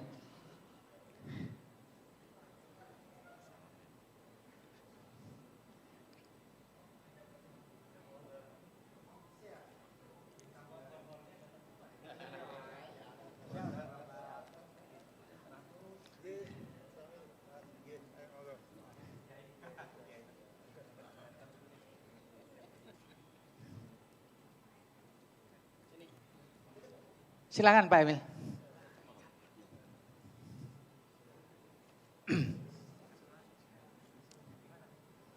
Monggo Mas, sini Mas. Ya. Pak Emil kebetulan ini, jadi pas semuanya sudah bicara, yang tersisa tinggal Mas Emil. Jadi pas ini bener nih, ini pas bener nih. Mas Emil, kita sudah ngariung tadi mengenai apa yang terjadi di Jawa Timur pada pemilu 2024. Mas Aminur Rahman tadi bilang bahwa kehadiran Pak Anies sebagai bakal calon presidennya Partai Nasdem itu membawa efek elektoral yang lumayan di Jawa Timur. Nah kebetulan Partai Demokrat di tingkat pusat ini punya connection lah dengan Partai Nasdem gitu, mengusung sama-sama. Mungkin pertanyaan yang sama juga saya sampaikan kepada Pak Emil. Dua-duanya punya bakal calon Anies Baswedan. Nah tadi sudah disebutkan bahwa Pak Anies akan membawa efek elektoral buat Nasdem. Nah buat Partai Demokrat kira-kira punya efek elektoral enggak Mas Emil? Silakan Mas. Wah kalau pertanyaan efek elektoral tuh areanya pengamat politik yang jago. Kalau saya sebagai fungsionaris ditugasi tentu harus maksimal mungkin menyapa konstituen. Ya. Itu tugas saya. Ya. Jadi dengan konteks itu kami intinya apalagi sekarang kan tentunya juga di Jawa Timur ada harapan ya, melalui kader-kader partai yang duduk di berbagai kapasitas baik di legislatif maupun di eksekutif untuk punya karya nyata kepada masyarakat. Kayaknya kalau ngomong elektoral akan walaupun tentunya keputusan strategis di tingkat nasional akan mempengaruhi linearitas psikologis, tapi kadang pemilih itu juga memilah juga. Nah jadi ada yang linear, ada yang dipilah, tapi rumusnya sama. Istilahnya kalau di Jawa ini kalau nggak disapa tentunya tak kenal maka tak sayang. Jadi itu yang jadi pegangan kita sih sejauh itu. Ya. Sama satu lagi izin Pak Kang Febi. Ya saya tadinya nyambung harusnya lewat ini Zoom. Nggak berani saya. Karena beliau semua nih senior-senior. Nggak sopan kalau saya nggak datang langsung. Apalagi ada Bakung ini. Dulu saya Bupati Trenggalek, beliau udah periode 2 Bupati Ngawi gitu kan. Ini semua senior-senior ya. Ada Ketua KPU juga luar biasa. Jadi hadirnya saya di sini ingin juga ini jadi momentum bahwa kita semua ini satu keluarga besar di Jawa Timur. Kita kompak apapun warnanya, 2024 Jawa Timur harus tetap kondusif, aman dan guyup sama-sama. Masih. Ya, Mas Emil, satu lagi nih. Kira-kira targetnya Partai Demokrat, itu kan biasanya tadi disampaikan oleh pengamat politik kita kalau enggak PKB ya PDI, PKB, PDI, demikian Pak Sarmuji. Kira-kira Partai Demokrat di tahun 2024 nanti kepingin di ranking berapa Mas Emil? Udah ada arahan dari Ketum, arahannya memang kita berharap hari esok lebih baik dari hari ini. Kita hari ini sebenarnya sudah cukup baik positioningnya dalam konteks sesama-sama kita bisa menjadi pilar di Indrapura, tetapi harapannya naik. Jadi kalau diestimasi kan misalnya berada, mungkin kalau nggak full 20% bisa 15 kira-kira gitu. Ya, Itu ya. arahan yang diberikan oleh ketum kira-kira Ya, gitu. 15 Jadi ya. 15 itu naik dikit dari apa yang sudah dicapai sekarang. Oke, baik teman-teman, tadi masih tersisa satu pertanyaan. Adakah yang ingin bertanya mumpung Pak Emilnya datang? Ada? Ada yang bertanya? Ibu-ibu atau mahasiswa mumpung? Tuh yang perempuan. Bagus Mbak. Silahkan mic-nya disampaikan ke... Ini Mbak, berdiri Mbak supaya nggak salah. Silahkan sebutkan nama, dari mana, dan pertanyaan ditujukan kepada siapa ya. Silahkan. Assalamualaikum warahmatullahi wabarakatuh. Waalaikumsalam.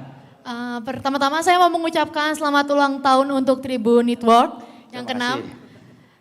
Saya juga mengucapkan terima kasih telah mengizinkan kami semua dari Universitas Bhayangkara Surabaya. Universitas Bhayangkara, tepuk tangan. Perkenalkan, nama saya Zelin Deskita. Di sini saya akan menanyakan mengenai yang tadi dibahas di awal. Ya. Colong-mencolong suara. Ya. Di sini umur sekian dari teman-teman saya itu kebanyakan golput Golput karena ya. tidak yakin. Ya, nggak Karena yakin. ada manipulasi suara. Tuh. Apa yang bisa dilakukan, diberi aksi nyata kepada masyarakat bahwa tidak ada manipulasi suara. Ini pertanyaannya juga berlaku pada partai politik. Terima kasih. Ya, ini pertanyaan yang bisa menjawab Pak Khairul sama Pak Warid nih. Tanya lagi Pak, padahal sudah saya tanya. Saking mahasiswa ini apa supaya mereka nggak golput dan yakin suara mereka ini tembus juga. Tidak ada yang dicolong sama jin setan peri perayangan. Silakan Pak Khairul. Nanti bisa japri ya. Oke, terima kasih ya. Jadi tadi sudah saya sampaikan, yang pertama tentu kita tidak hanya menyampaikan komitmen, tapi kita juga melakukan proses menjaga suara, mengamankan suara rakyat, itu menggunakan sistem ya, baik aplikasi ya. Dan aplikasi ini, sistem ini bisa dibuka oleh publik siapapun sepanjang gadgetnya itu punya sinyal. Ya, ada sinyalnya, ada Ya. paket datanya juga Pak. Sinyal itu nggak ada paket data. Sinyal nggak dan bisa. paket data. Kemudian yang kedua, kami ini sudah menjalin MOU dengan banyak sekali kampus di Jawa Timur ya. Kampus ya. Ya, terakhir kemarin kita MOU dengan 6 kampus, ada UMM Malang, ada UMSIDA, ada Unibro, ada Unisma, ada beberapa kampus di Pasuruan ya, ada di Situbondo dan termasuk Winsa maupun juga UNER dan UNESA. Kami menyampaikan kepada para rektor ya, KPU mengajak kontribusi kampus untuk membangun demokrasi lebih baik. Dengan cara apa? Di samping penelitian, kami menantang, kami mengajak kampus untuk memberikan ruang pada mahasiswanya untuk menjadi bagian dari penyelenggara pemilu. Ya. Khususnya di tingkat TPS. Jadi jangan kritik doang gitu ya. Betul ya. Lihatin sendiri. Betul. Deloken dewe kan ini. Kami sudah menyampaikan kepada rektor, silahkan kawan-kawan mahasiswa ini KKN-nya dialihkan. KKN-nya dialihkan untuk menjadi penyelenggara pemilu, menjadi petugas KPPS. Sehingga nanti nilai KKN itu dinilai dari kerja dia sebagai penyelenggara pemilu di tingkat KPPS misalkan. Jadi ini salah satu ruang bagi kita, cara bagi kita mengajak anak muda sebanyak mungkin, terutama mahasiswa untuk menjadi bagian dari penyelenggara. Jadi monggo Mbak ya, jadi nanti Jadi kita minta ya kawan-kawan di Ubara misalkan maupun kawan-kawan kampus yang lain, ayo jadilah bagian dari penyelenggara, baik di KPU maupun di Bawaslu. Ya. Mas Waris ini juga butuh kurang lebih 119.000 orang pengawas TPS. Ya. Jadi silahkan, kami di KPU juga butuh kurang lebih 900.000 penyelenggara sebagai KPPS. Jadi kalau bukan kawan-kawan mahasiswa ya tentu kita juga sangat berharap anak muda mahasiswa juga ikut berkontribusi positif dalam penyelenggaraan pemilu. Itu aja Mas Febi ya. Pak Waris, ada tambahan enggak ini untuk menjawab tadi? Monggo silakan dari apa ya? Pesimisme dari kawan-kawan karena sebagian memang kelompok muda ini senangannya golput Pak. Gitu. Senangannya kadang-kadang pesimis. Silakan Pak Aris. Saya pikir salah satunya selain ditantang Pak Anam tadi untuk menjadi penyelenggara, saya pikir saya juga mau mengajak kawan-kawan di mahasiswa itu, Bawaslu itu punya produk namanya Jarimu Awasi Pemilu. Ya. Di situ bisa menjadi ruang belajar, ruang juga untuk melaporkan apabila ada sesuatu hal yang menurut kawan-kawan mahasiswa itu merupakan pelanggaran pelanggaran terhadap di tahapan pemilu. Itu bisa dilakukan. Kami juga di semua tingkatan sudah instruksikan jajaran kami dari kabupaten hingga tingkat kecamatan untuk membuka posko. Di tingkat kabupaten kami sudah membuka posko dan kami dorong semua nanti hingga tingkat kecamatan untuk bikin posko supaya kalau ada temuan-temuan yang ada melihat sesuatu yang tidak baik berlangsung dalam tahapan-tahapan ini, silahkan sampaikan langsung ke bisa tertangani gitu ya? Ya, nanti akan ditangani dan kalau tidak misalnya capek, jarimu pakai. Ya. Di Jarimu Awasi Pemilu itu. Ya, itu ya Pak. Ya. Baik, ini pertanyaan pamungkas yang saya ingin ajukan kepada semua narasumber kita. Yang pertama tentu dari Pak Abdul Salam dulu nih. Gini pertanyaannya Pak. Orang banyak takut pemilu 2024 itu akan mengulang keterbelahan masyarakat. Antara kelompok kiri, kelompok kanan. Antara kampret sama cebong gitu ya. Ini politik dan memainkan politik identitas. Apa saran Anda sebagai pengamat supaya apa yang kita takutkan di tahun 2019 itu tidak akan terjadi di tahun 2024, yaitu saling bertarung ya, kemudian kita terbelah sampai sekarang. Silakan. Iya Mas Bobi, saya kok ingin kita mengganti kata politik identitas itu dengan politik kebencian. Oh, politik kebencian yang paling betul Jadi ya. yang kita praktikkan beberapa waktu yang lalu itu adalah politik kebencian, bukan politik identitas. Kita semua punya identitas, partai-partai ini juga identitas. Ya. Yang terjadi masa lalu itu adalah politik kebencian. Itu yang harus kita lawan bersama. Dan saya rasa-rasanya tidak khawatir.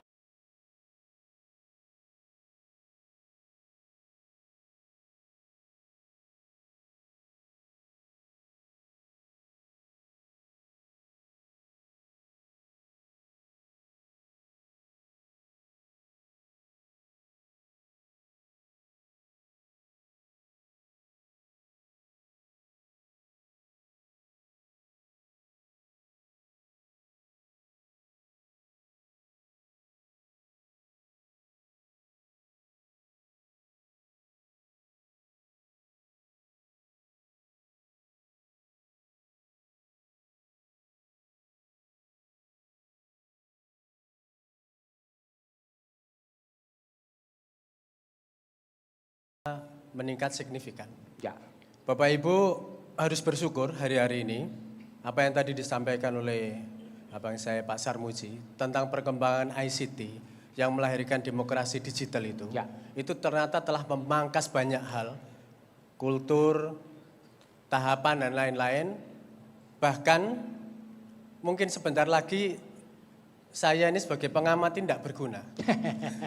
Karena semua kan bisa dijawab oleh ChatGPT. Iya. Satu-satunya yang tidak bisa dijawab oleh ChatGPT cuman memprediksi. Coba aja ditanya, kira-kira 2004 ada apa? Mohon maaf, untuk prediksi tidak bisa. Masih tanyakan ke pengamat. Selebihnya dia bisa semuanya.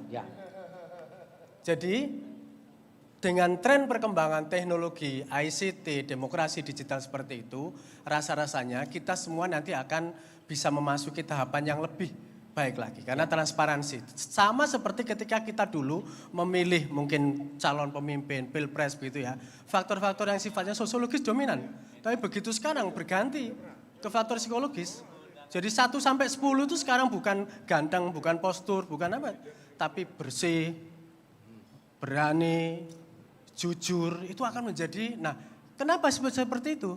Karena munculnya teknologi-teknologi yang mempercepat keterbukaan informasi dan lain-lain.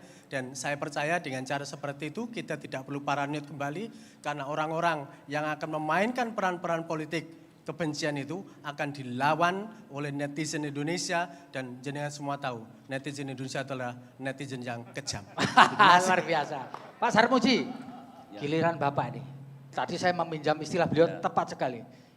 Kalau orang Surabaya, ya apa caranya? Atau gimana caranya supaya politik kebencian ini tidak seperti dulu. Ya kalau hilang sama sekali nggak mungkin. Minimal berkurang drastis. Gimana Pak Sarmuji?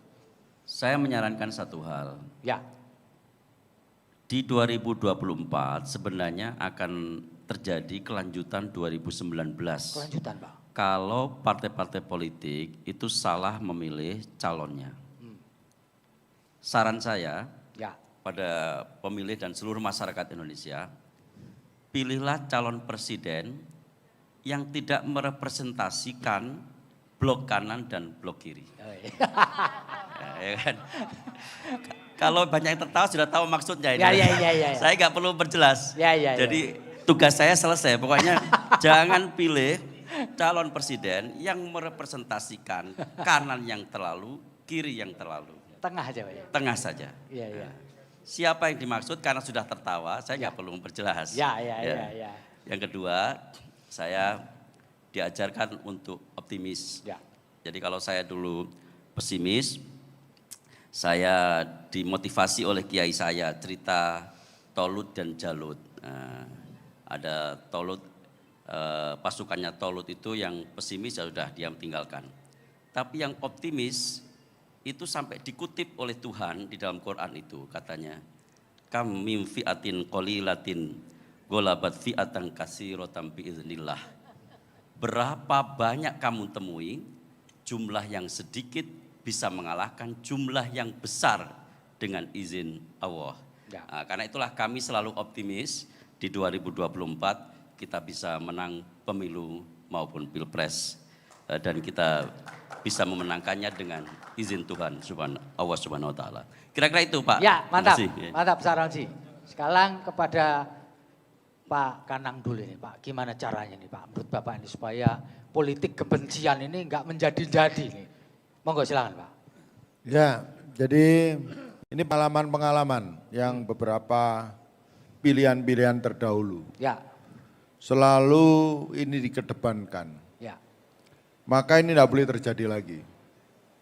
Nah, ketika kita tidak boleh lagi, maka politik-politik kebencian siapapun, apakah itu partai, apakah itu calon, apakah itu kelompok orang, atau gerombolan orang gitu ya. Itu memang tidak boleh lagi kita bersinggungan negara ini atau pemerintah atau orang yang tidak boleh mengarah atau berhubungan dengan mereka. Maka kampanye terhadap politik kebencian, anti politik kebencian ini harus terus menerus. Mulai dari presiden sampai dengan RT. Ya ini memang harus demikian. Termasuk nanti ketika 2024 itu dimunculkan kampanye seperti ini, ya kita lawan bersama-sama. Hilangkan itu semua. Gitu. Jangan sampai menang tapi terpecah belah. Itu yang harus kita hindari. Itu saja saya kira. Ya, gitu ya. Sekarang Pak Ainur Rahim nih. Nah, silakan Pak Ainur. Gimana ini? Terima kasih. Prinsip saya sependapat sama pimpinan partai politik yang ada bahwa politik kebencian ini tidak boleh terjadi. Kalau toh hari ini ada satu persepsi ya, anggapan ya Pak, bahwa dinamika politik dalam kontestasi demokrasi ini terjadi satu persepsi seperti itu.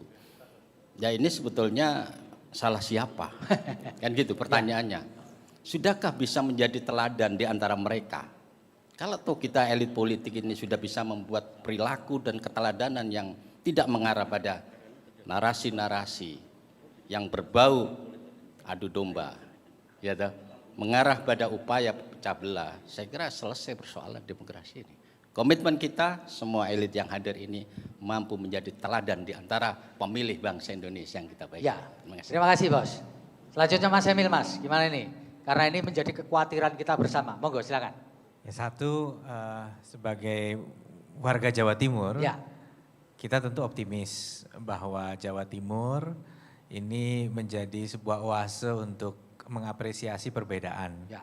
Nah, perbedaan apa yang kita apresiasi? Ya tentunya kan perbedaan dalam konteks perbedaan latar belakang, ya. Apalagi kalau Surabaya khususnya kan menjadi rumah bagi bukan hanya masyarakat dari Jawa Timur, tapi dari segala penjuru Indonesia ada di sini gitu. Jadi kita sudah merepresentasikan masalah kebinekaan tadi. Ya. Tapi jangan juga kemudian saya tidak memungkiri Ya. ada 1, 2, 3, 4 titik-titik kejadian yang nggak sejalan dengan identitas Jawa Timur sebagai daerah yang merupakan oase kebinekaan tadi gitu.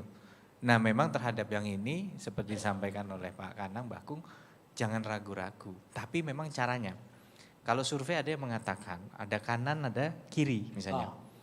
Dalam Islam, orang bilangnya Islam moderat, ya kita nggak ngomong Islam aja ya, tolong nanti saya jangan sampai disalah kutip. Saya nggak mengatakan bahwa politik kebencian itu hanya berkaitan dengan agama. Tapi saya hanya mengutip satu statistik saja, waktu itu katanya kanan dan kiri atau moderat dan keras. Ya, keras itu artinya keras itu bahwa dia tidak bisa mentolerir hal-hal yang memang nggak sesuai dengan garisnya. Yang sebaliknya yang satu lebih bebas gitu. Ya. Ternyata angkanya hampir sama.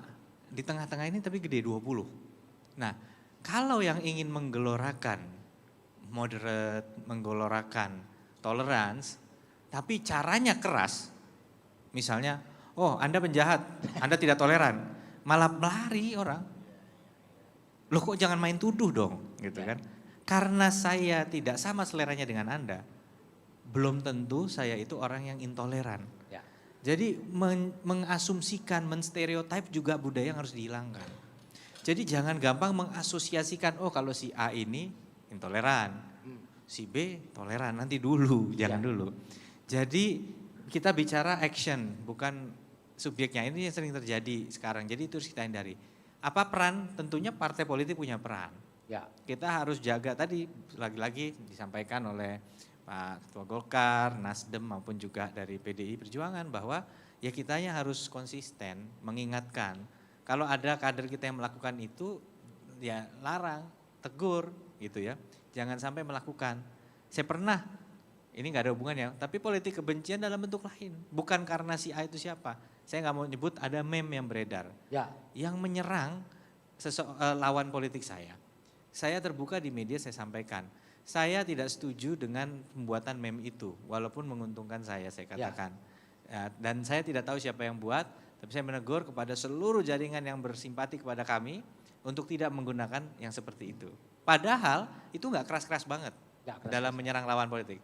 Tapi kita nggak ingin menggunakan itu. Jadi saya rasa kalau kita mau konsisten, kita mau tegas di partai politik untuk mengingatkan kader-kadernya jauhi hal-hal seperti itu dalam postingan sosmed kita. Insya Allah mungkin ini akan ada dampak ya. Ingat sosung tulodo. Masyarakat insya Allah akan mengikuti kelakuan dari kader-kader partai politik juga. Makasih. Lagi. Pak Anwar, dengan pertanyaan yang sama Pak Anwar Sadat.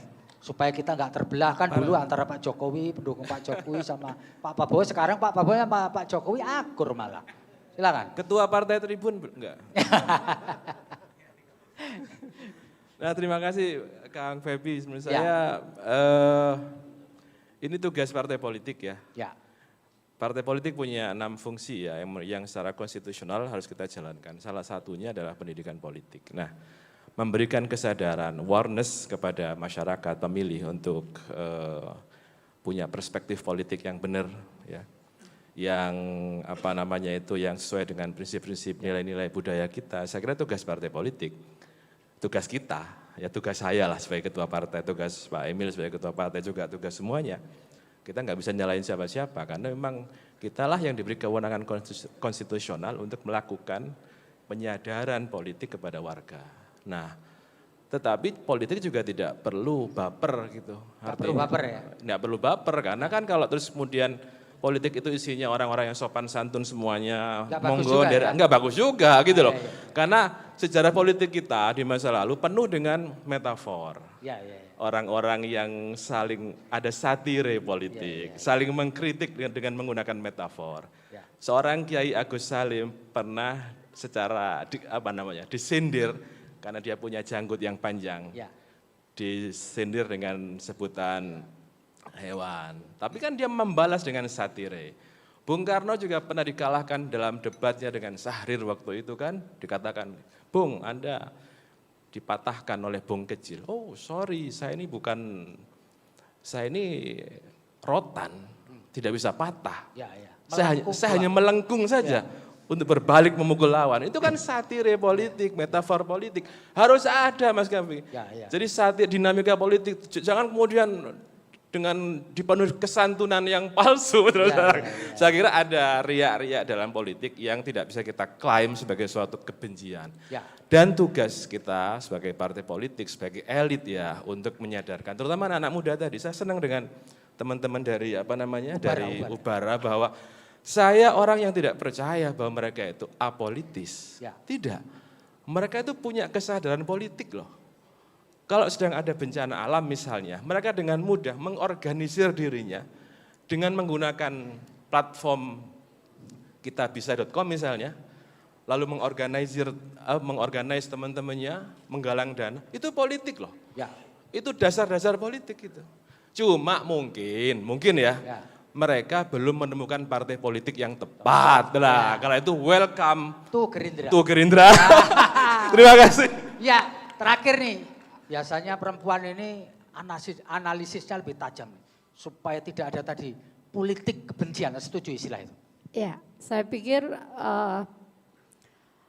kata kuncinya pada kesadaran politik itu apa sih? Jadi ideologi politik, saya lebih kepada ideologi politik. Bahwa politik itu kekuasaan. Ya. Bahwa kekuasaan itu untuk mencapai kesejahteraan. Ya. Maka ketika itu yang menjadi ideologi, saya berpikir pikiran-pikiran negatif, keinginan-keinginan untuk berbuat yang irasional itu tidak akan terjadi. Ya.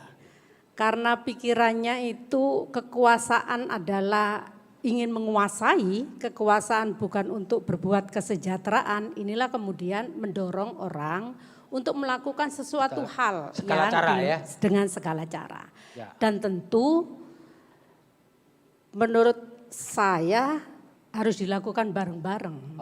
Tidak hanya ranah politik yang melakukan itu, tetapi juga akademisi. Ini amat penting. Kenapa? Karena akademisi ini supporting terbesar bagi kami yang masih didengar oleh masyarakat. Lebih-lebih ketika bonus demografi di Indonesia sudah mulai di tahun 2023. Maka ketika saat ini eranya adalah era digitalisasi dan itu dunia atau panggungnya kelompok milenial, panggungnya akademisi, maka itu sangat efektif kampanye untuk kembali politik itu apa sih? Ideologi politik itu apa sih? Politik adalah kesejahteraan. Ya. Maka kalau sudah demikian saya yakin untuk bisa menginginkan Bhinneka Tunggal Ika ini terjadi, Indonesia tetap pada persatuan dan kesatuan, ini juga akan bisa terwujud dengan baik. Baik, terima kasih Bu Ani. Dan kita sudah di penghujung acara, Bapak Ibu saudara sekalian. Tadi para tokoh kita ini, elit parpol di Jawa Timur itu sepakat bahwa pemilu 2024 haruslah pesta demokrasi yang menggembirakan, betul ya? Menggembirakan dan menghasilkan pemimpin serta anggota parlemen yang berkualitas. Untuk menutup acara ini izinkan saya menyampaikan pantun penutup. Tapi syaratnya bilang cakep ke saya dong, ya. Ada mangga gadong, ada mangga mana lagi, cakep. Rasanya begitu manis dan enak. Pemilu serentak masih setahun lagi. Mesin partai politik sudah mulai bergerak. Terima kasih. Saya Febi Mahendra Putra, mohon izin manakala ada keselio ngomong, manakala kurang memuaskan Anda, saya manusia biasa. Saya mohon maaf yang sebesar-besarnya. Tiada gading yang tidak retak. Tetapi yakinlah bahwa gading retak itu bukan karena kami. Oleh karena itu atas nama keluarga Gajah saya menyampaikan permohonan maaf yang sebesar-besarnya. Kalau ada sumur di ladang boleh kita menumpang madi. Kalau ada umur panjang mari kita bikin sumur lagi. Terima kasih. Waduh, News Director Tribun Network Pak Feby Mahendra Putra. Sekali lagi Bapak Ibu mohon dengan hormat, beliau adalah moderator andalan kami. Tolong jangan dipanggil ke sana kemari ya. Nanti kerjaan divisi pemberitaan ditinggalkan. Aplaus sekali lagi untuk kita semua, luar biasa. Talk show pada sore hari ini. Dan sebagai bentuk penghormatan kami setinggi-tingginya untuk segenap narasumber yang meluangkan waktu hadir, terima kasih sangat. Kami ingin mengundang berkenan naik ke atas panggung dan menerima tanda cinta dari Tribun Network. Yang pertama mohon berkenan naik ke atas panggung Sekretaris DPW PKB Jawa Timur Ibu Ani Maslahah. Sengaja kami undang yang cantik dulu, satu di antara Sri Kandi Kebanggaan Jawa Timur. Mohon berkenan Ibu untuk naik ke atas panggung. Yang kedua mohon dengan sangat untuk turut naik Sekretaris DPW Partai Nasdem Jawa Timur Bapak Aminur Rahman. Terima kasih atas waktu yang diluangkan Pak. Selanjutnya mohon berkenan naik ke atas panggung Pelaksana Harian Ketua DPD PDIP Jawa Timur Bapak Budi Sulistiono.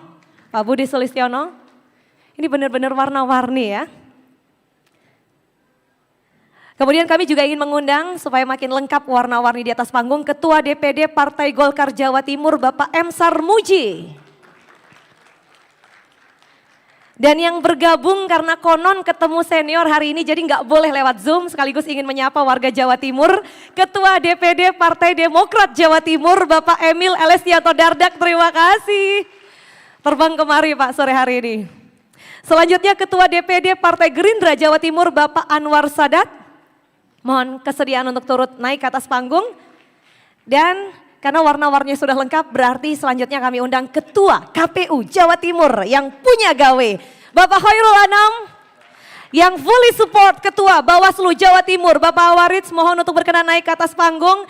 Dan tidak ketinggalan pengamat politik Universitas Trunojoyo Madura Bapak Surokim Abdus Salam atas waktu yang diluangkan hari ini. Kita berikan aplaus dulu untuk seluruh narasumber. Dan untuk menyampaikan tanda cinta dari Tribun Network, tribunjatim.com kami undang kembali mohon kesediaan naik ke atas panggung CEO Tribun Network Bapak Dahlan Dahi untuk terlebih dahulu menyerahkan tanda cinta pada 6 perwakilan partai besar yang hadir hari ini. Dan News Director Tribun Network Bapak Feby Mahendra Putra nanti kebagian tugas juga untuk menyerahkan kepada penyelenggara.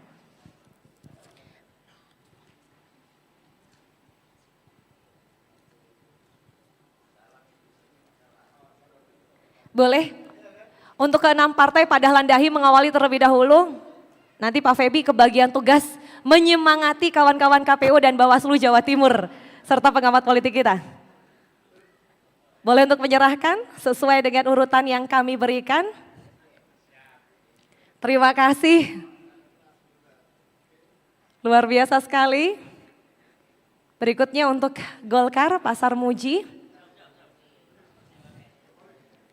Tidak lupa juga untuk Ketua DPD Partai Demokrat Jawa Timur Bapak Emil Elestianto Dardak. Hari ini mewakili partai ya Pak ya, izin ya.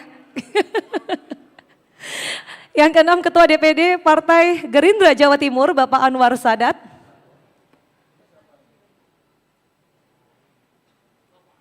Nah selanjutnya mohon kesediaan Pak Feby Mahendra Putra untuk menyemangati, mendampingi dan turut mengawal jalannya pemilihan di tahun 2024. Untuk Ketua KPU Jawa Timur kita berikan aplaus yang bakal punya gawe besar Bapak Khairul Anam.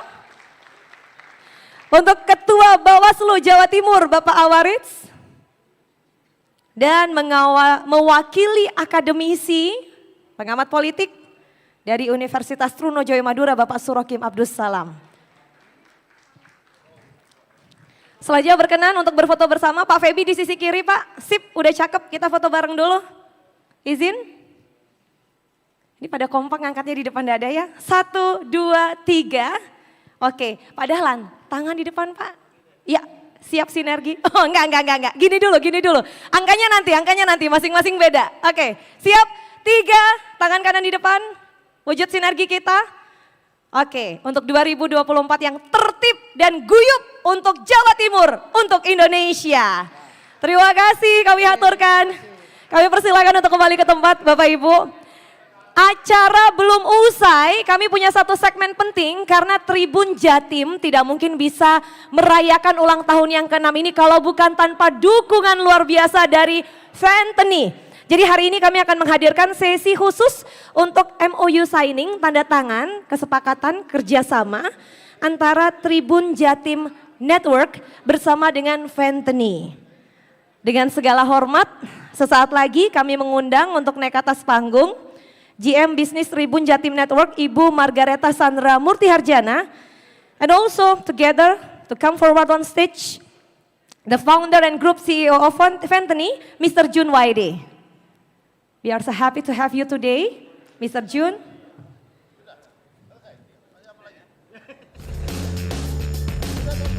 Excuse me. Bapak Ibu akan menjadi saksi dari penandatanganan MOU pada sore hari ini. Bu Sandra, oh sudah di sini rupanya Ibu. Dan disaksikan tentu oleh Pak Dahlan Dahi, Pak Febi berkenan mendampingi sisi kanan kiri sejenak saja untuk berfoto bersama, sejenak saja. Penandatanganan, sejenak saja Pak Febi, mohon kesediaan. Kami mohon waktu 10-15 detik untuk menyaksikan proses penandatanganan kerjasama. Sekali lagi Fenteni adalah yang memberikan dukungan penuh untuk acara hari ini dan menjadi solusi finansial bagi UMKM dan bisnis berbagai industri.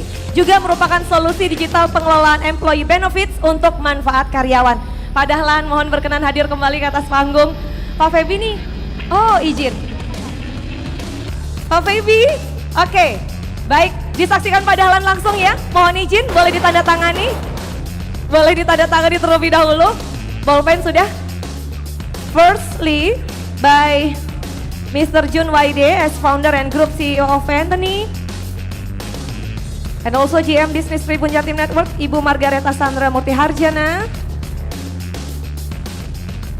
This is a very good sign for us, for East Java, for Tribun Jatim, Tribun Network, and also Fenteni.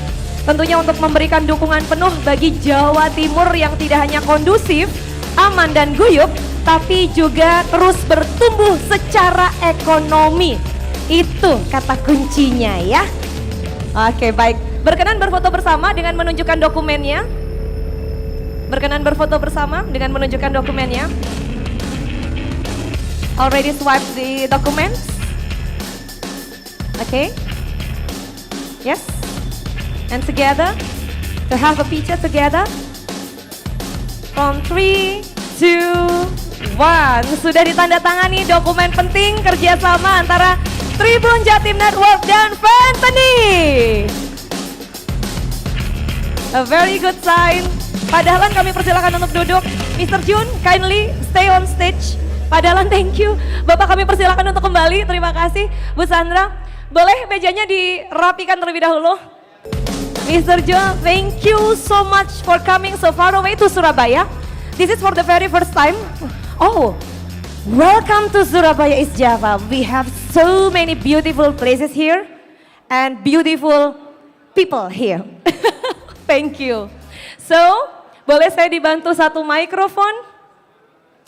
Kita pinjamkan dulu untuk Mr. Jun. Thank you. Oke.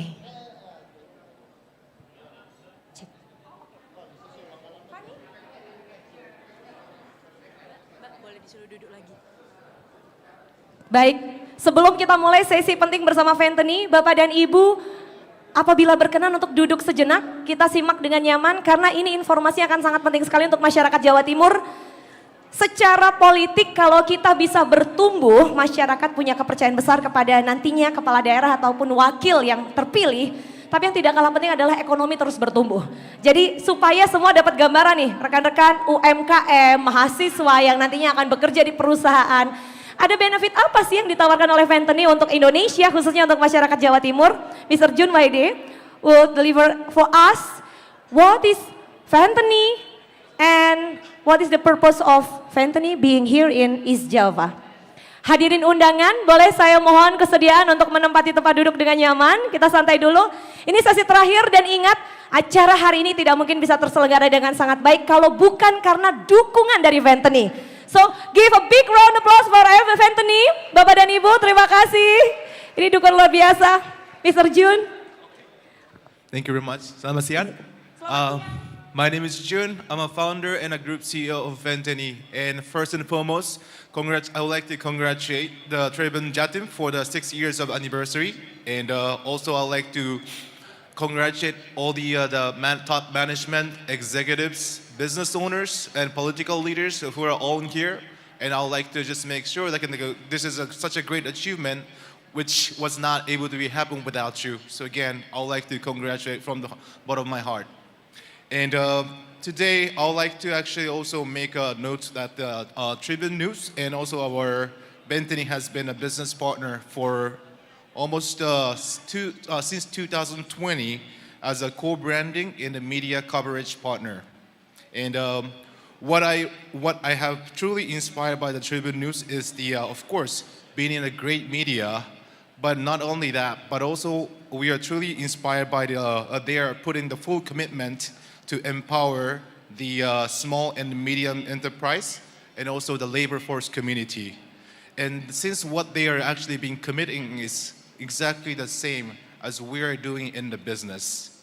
So that's the reason why I'm here to actually be clear that we are going to put our commitment to be a part of the contribution to the great region of the East Java.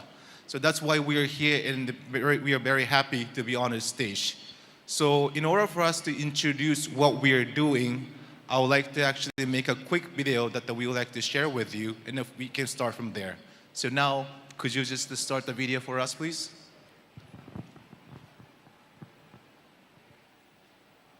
Di dunia bisnis yang penuh kesempatan dan tantangan saat ini, pelaku usaha harus bergerak cepat dan menemukan solusi cerdas dan efektif agar mampu bersaing dan menang. Akselerasi bisnis bergantung pada tersedianya dana di waktu yang tepat dengan cara yang mudah dan cepat. Akselerasi bisnis juga bergantung pada tersedianya sumber daya manusia yang memiliki motivasi dan produktivitas yang tinggi.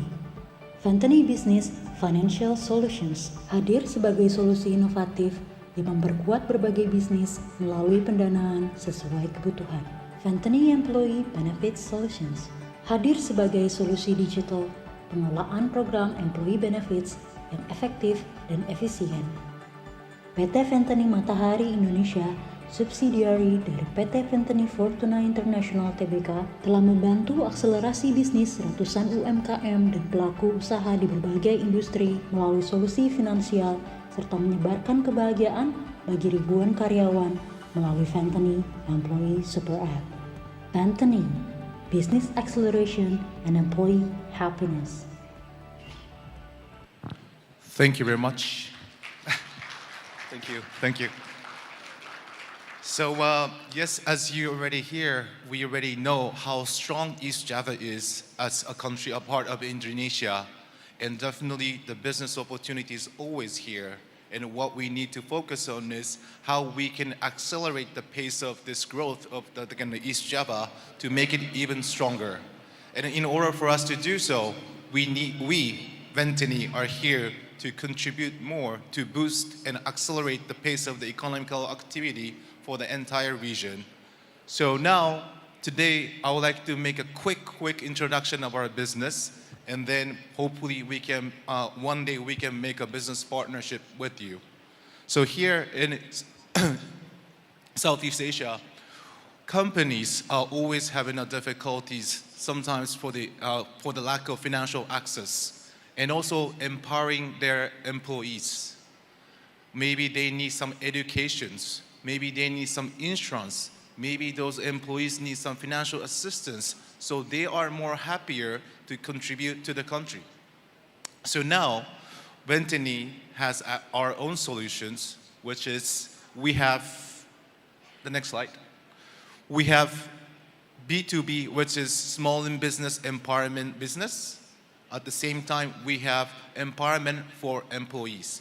So again, we are doing two business. One is for empowering the small and medium companies, and also we are empowering their people. That's our solutions. Next slide. So by doing that, we are creating our own ecosystem that UMKM will be encouraged by the company, by our financial service. At the same time, we are also providing the financial service, insurance, educations trainings, and also we have a lifestyle services that we are offering into a super applications.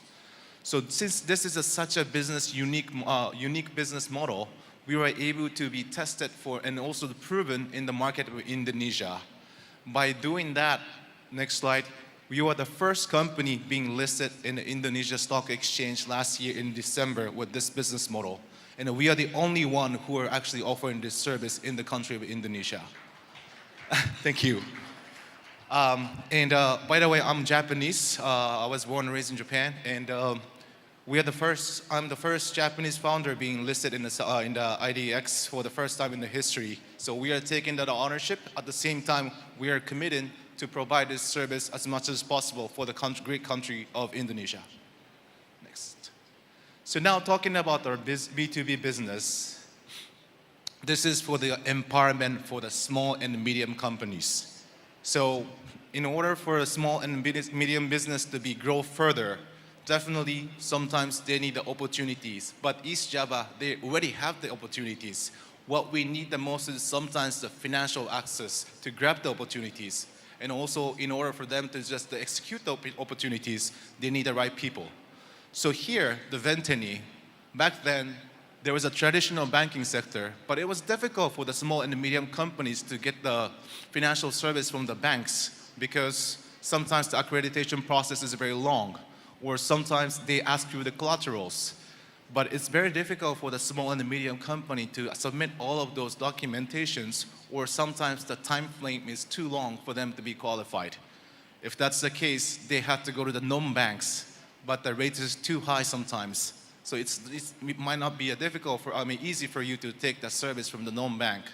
So now the Venteni comes in the middle to be a hybrid between the traditional bankings and also the non-bankings. So what we are offering for the small and the medium enterprise is we are not asking for any collaterals, but we just only trying to help as much as possible with the most accommodated rate, which is very competitive with the banks. And we process everything in the 5 business days. So we are faster and also lower, and we are trying to help the small and also the medium enterprise as much as possible in the East Java, so the economical activities will be maintained and even accelerated. Next. And now, also like to mention about our employee empowerment services. This is something that we are the only one who are offering this service to the country of Indonesia at this moment. So, of course, I think we were talking about digital transformations or millennials, for them to actually get involved in this economical trends. Definitely, we need to empower employees more than ever.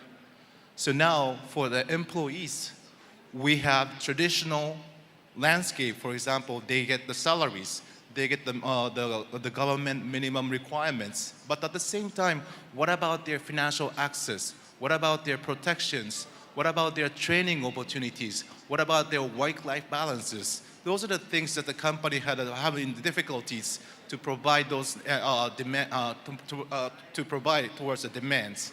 That's why we are the one actually outsourcing the service.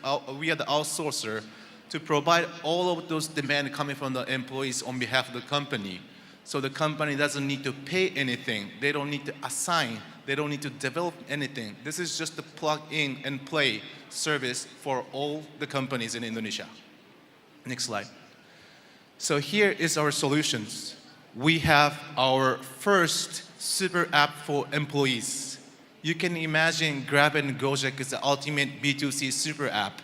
Our service is the first employee super app, which has financial service, health and insurance, lifestyle, educations, digital wallet. We have everything that the employee would be imagined to have.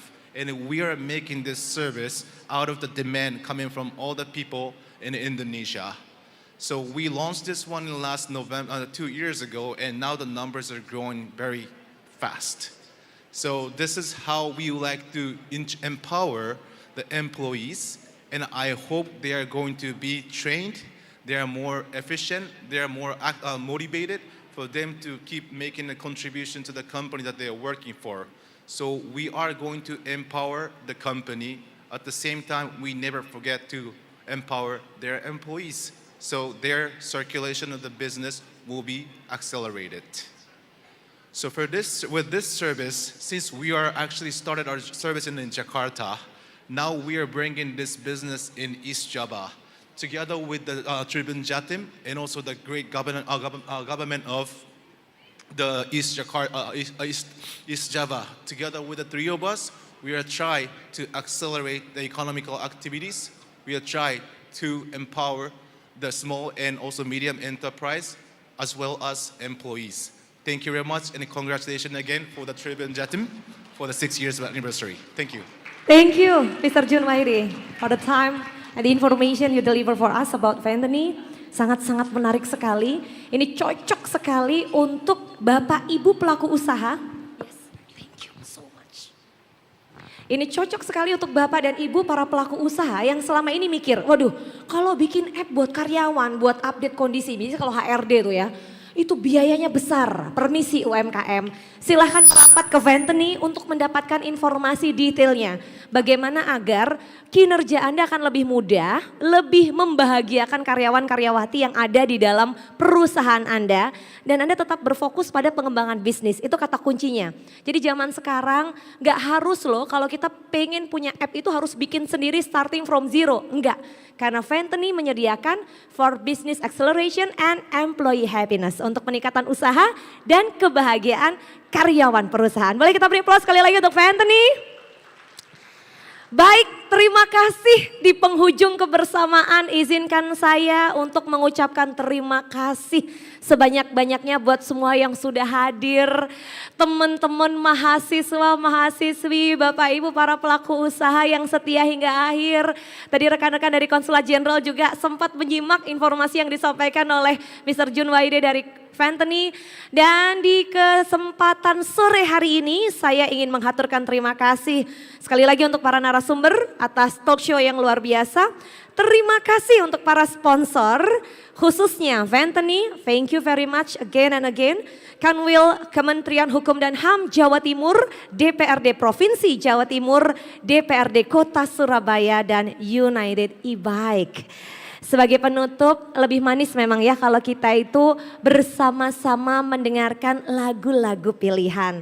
Tapi sekali lagi terima kasih kami haturkan atas kehadirannya dalam agenda acara talk show Mata Lokal Memilih Series Jawa Timur Barometer Politik Indonesia dari Jatim menuju panggung nasional. Selamat memilih tahun 2024, jangan golput kalau bisa pilih yang terbaik.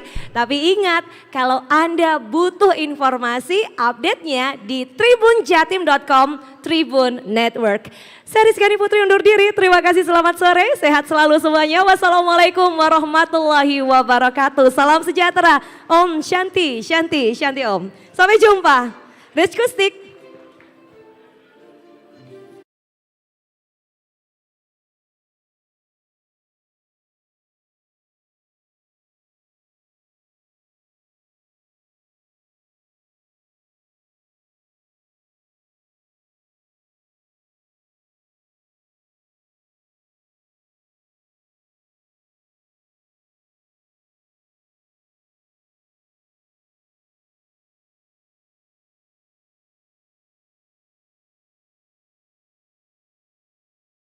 Didukung oleh